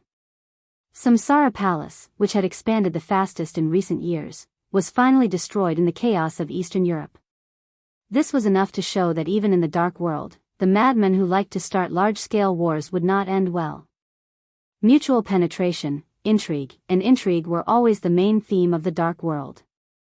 Because of this, all superpowers attached great importance to intelligence, especially the intelligence of the enemy's infiltration into their own side, which was the top priority of every superpower. The Wang family of Beihai was no exception. Especially the intelligence of the Purgatory of Heaven capital's infiltration into the Wang family of Beihai. Li Guangtu's identity was no longer a secret, so the entire Purgatory of Heaven capital and the higher-ups of Beihai province had become extremely sensitive. As soon as Lu Shuanghua's voice fell, two patriarchs of the wealthy families stood up and said in unison, "The entire list?" "All." Lu Shuanghua said blandly. The two patriarchs of the wealthy families were thoughtful. Everyone fell into deep thought. Lu Shuanghua glanced at the two patriarchs of the wealthy families who stood up first, intentionally or unintentionally, and the coldness in his eyes flashed away. He looked at Dijiang, and his whole body was as calm as a rock, extremely cold and hard. Where did it come from? The huge harvest did not make Dijiang ecstatic. He looked at Lu Shuanghua and asked in a very calm tone. When the Purgatory of Heaven capital appeared in East Island more than 3 years ago, it already had a very complete structure, so that their development in East Island in the past 3 years was extremely smooth and they had never encountered any bottlenecks. This was enough to say that although it had only been more than 3 years since the Purgatory of Heaven capital appeared in the Dark World, no one knew how long it had been secretly preparing. Combined with Li Guangtu's identity, all this was not strange. So if the Purgatory of Heaven capital had infiltrated some secret pawns into the Wang family of Beihai, then the time was definitely not more than 3 years ago, but earlier. Lu Shuanghua's Jiangnan society had only begun to develop in Zhongzhou state in recent years, and it had never penetrated into East Island. Then how did this intelligence come? When the major forces are hostile to each other, they will infiltrate each other. If this chapter is not finished, please turn the page. Even if we're allies, there are still times when we have to play chess. Lu Shuanghua looked at Dijiang meaningfully. The list in my hand contains not only the spies of the Purgatory of Heaven capital who infiltrated the Wang family of Beihai, but also some of Li Honghe's chess pieces on the chessboard of Beihai. If Li Honghe could make a move back then, Beihai could also make a move in the Li family's camp. You mean? Dijiang's heart trembled slightly. This was before the chaos in Eastern Europe. The other party was a real core figure in the entire Purgatory of Heaven capital and even the entire Li family. It was not difficult for him to get the information. His Majesty gave me this clue. When the chaos in Eastern Europe broke out, Li Guangtu and Daybreak were in Eastern Europe. I sent people into Heaven capital to investigate secretly. After many parties confirmed it, only today did reliable news come back, and the list was confirmed. Lu Shuanghua took out a USB and threw it to Dijiang. It's all here. Dijiang took it subconsciously, but kept silent and did not speak. After he took control of the supreme power of the Wang family of Beihai, the first thing he did was to launch the intelligence system of the Wang family of Beihai. With Xingzhou as the center, he cleaned up all suspicious people in the entire province. This move was undoubtedly to deter all parties. However, what Lu Shuanghua gave him at this time was too important and too tricky. The list of all the elites of the Purgatory of Heaven capital lurking in Beihai province. All the elites.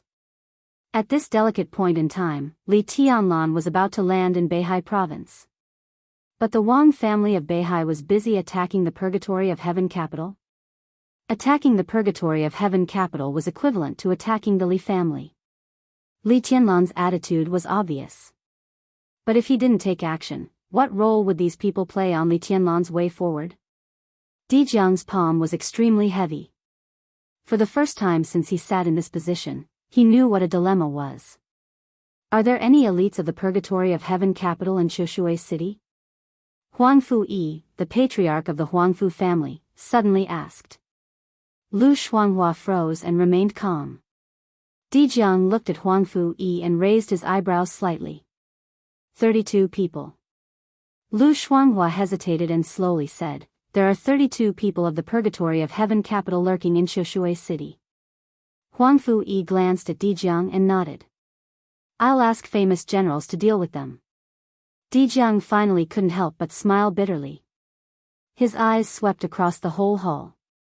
In the hall where countless people had different expressions, there was another person who was also smiling bitterly with helplessness. "Dijiang, this chapter is not over. Please turn the page." He froze for a moment. The one who was also smiling bitterly was Wang Qinglei. Wang Qinglei seemed to feel Dijiang's gaze. He glanced at him and shook his head slightly. Dijiang took a deep breath and suddenly looked at Lu Shuanghua. "Uncle Lu, are you sure that chess piece is absolutely reliable? What are you doubting?" Lu Shuanghua laughed. Dijiang wanted to say something but finally shook his head. The relationship between Li Tianlan and Li Guangtu was extremely delicate. Li Guangtu was now seriously injured and dying.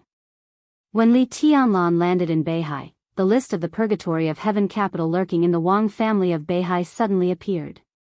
It was an incredible coincidence, as if someone was deliberately promoting it.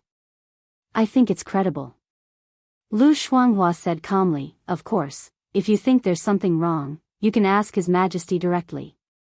That's the clue His Majesty has." Dijiang smiled bitterly. Now, except for summer solstice, even he didn't know where his teacher was. How could he ask? Lu Shuanghua sat down and said calmly, "If there's really something wrong, don't do it for the time being." Dijiang became more and more helpless. If the list of the Purgatory of Heaven capital was true, how could they not do it? Dijiang opened his mouth for a moment. The urgent ringtone of the phone suddenly rang. Xian Ming beside Lu Shuanghua answered the phone. Just after hearing a few words, Xian Ming's face suddenly darkened. He slowly put down the phone, looked at Dijiang, and said calmly, "Li Tianlan has landed in Qiushui City." Dijiang glanced at him.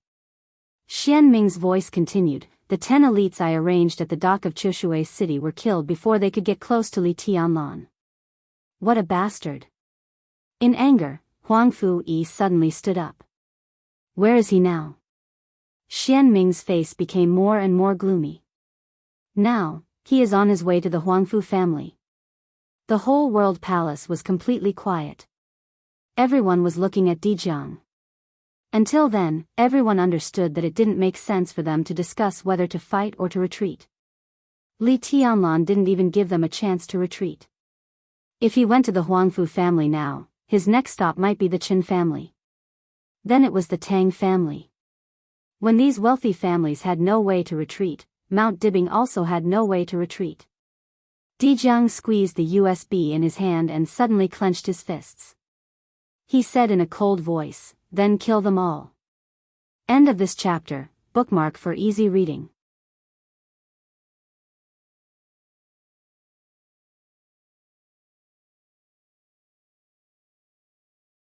Chapter 632. In the west of Qiushui near the sea was the highest mountain in the entire Beihai province, called Lingtai. The scenery of Lingtai Mountain, 3,000 meters above sea level, was beautiful and magnificent. The 12 sites of Lingtai were very famous in the entire Zhongzhou state and even the world, attracting countless tourists from all over the world every year. The 12 sites of Lingtai was what the backpackers called it. Those who had seen the whole picture of Lingtai Mountain knew that there were 16 sites on Lingtai Mountain, but the most beautiful ones had never been opened to the public for hundreds of years. The most beautiful scenery in the mountains was naturally at the top. The 12 sites of Lingtai were all concentrated on the mountainside, and the large area from mountainside to the top had never been opened to the public for hundreds of years. It was the most mysterious forbidden area in Qiushui City, heavily guarded, and only a few people had ever been there. There was a wealthy family in Qiushui named Huangfu. Lingxi Pavilion at the top of Lingtai Mountain was the headquarters of the Huangfu family. Be it rain or shine, the Lingxi Pavilion seemed to always be beautiful. The clouds were like curtains, and the golden sunlight outlined the ever-changing clouds. Verdant greenery stretched out as far as the eye could see. Looking at the Ling Tai mountain from the top of the Lingxi pavilion, it was a completely different scenery from what most people saw. This kind of beauty was quiet and cold, as if there was not a trace of the mortal world in it. But living on the fairyland like Ling Tai mountain, the entire Huangfu family didn't feel the slightest bit out of the world.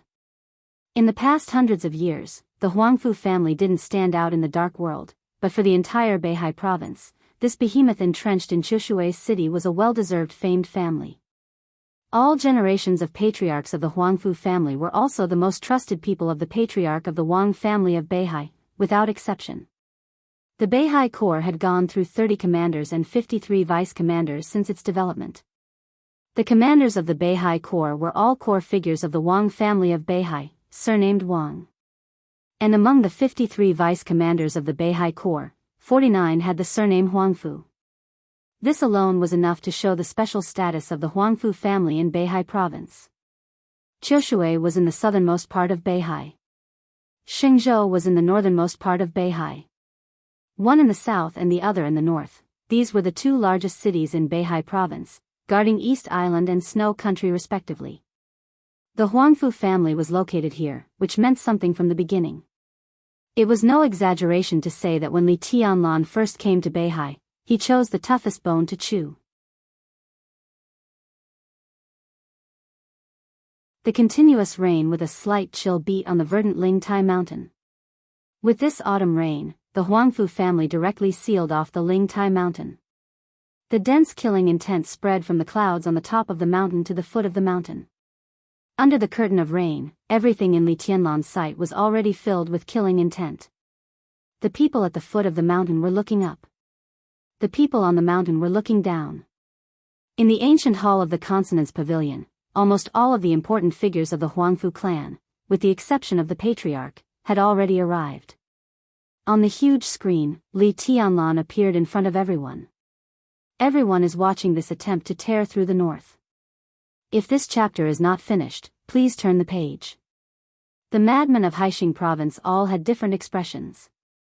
He really dares to come here. Huangfu Feiyang, the mayor of Chushui city, looked at Li Tianlan and said in a cold voice, "Do you really think my Huangfu family is a pushover? Don't be careless." The wife of the Huangfu family's patriarch shook her head gently. Her appearance was not outstanding, but when the enemy came, her expression was extremely calm. This madman wants to trample on the dignity of the entire Beihai province. Maybe in his eyes, we are just the first stumbling block on his way forward. Feiyu has already arranged everything. As long as he dares to come up the mountain, he will definitely pay the price. Everyone's expression slightly calmed down. General Huangfu Feiyu of Zhongzhou State. To some extent, he could be said to be the #1 famous general in Beihai province and the current second commander of the Beihai Corps. Although Wang Tianzong was the commander of the Beihai Corps, most of the matters were handled by Huangfu Feiyu. The Huangfu family had absolute confidence in him, whether in martial arts or personal strength. The most elite famous general troops of the Huangfu family were now deployed on the Ling Tai mountain. Under the command of Huangfu Feiyu, the Huangfu family had the confidence to face even a young heavenly son. "I heard that the Tang family has been destroyed," Huangfu Feiyang's wife said hesitantly. No one said anything. Huangfu Feiyang snorted coldly, glared at his wife, and said nothing. Although he was only the mayor of Choshui, several levels lower than Tang Wansen, a member of parliament, in terms of overall strength, the Tang family of Yuzhou, which was also a rich family, could not be compared with the Huangfu family at all. The one who could really compare with the Huangfu family was the Tang family in Beihai province. The Tang family? It was just a branch of the Tang family, not even the most powerful branch. There were 7 cities in Beihai province. Even if Mount Dibing was not included, there were 7 wealthy families. Any one of them was at the top level in the dark world. Even if they were not superpowers, they would not be much worse than the 4 major families in Eastern Europe. Several families united around the Wang family of Beihai, and that was why the Wang family of Beihai was vaguely the most powerful force in the dark world. This was the foundation of the entire Beihai province. If not, it would not be so shocking that Li Tianlan wanted to break through the entire Beihai province. Third uncle is no match for Li Tianlan. A cold voice suddenly sounded, not even with the troops of famous generals. This voice was extremely crisp and clean, even with a little childishness and arrogance. When it fell into everyone's ears, it suddenly had a kind of indescribable grating. Saying this now, isn't it? The corner of Huangfu Feiyang's mouth moved. I'm telling the truth. In the corner of the hall stood a beautiful girl dressed in white. The girl had a slim figure, but she was not delicate. Instead, she had an indescribable sharpness. That sharpness that could not be concealed seemed to radiate from her body at all times, so much so that no one was willing to approach her. Undoubtedly, this chapter is not over. Please turn the page.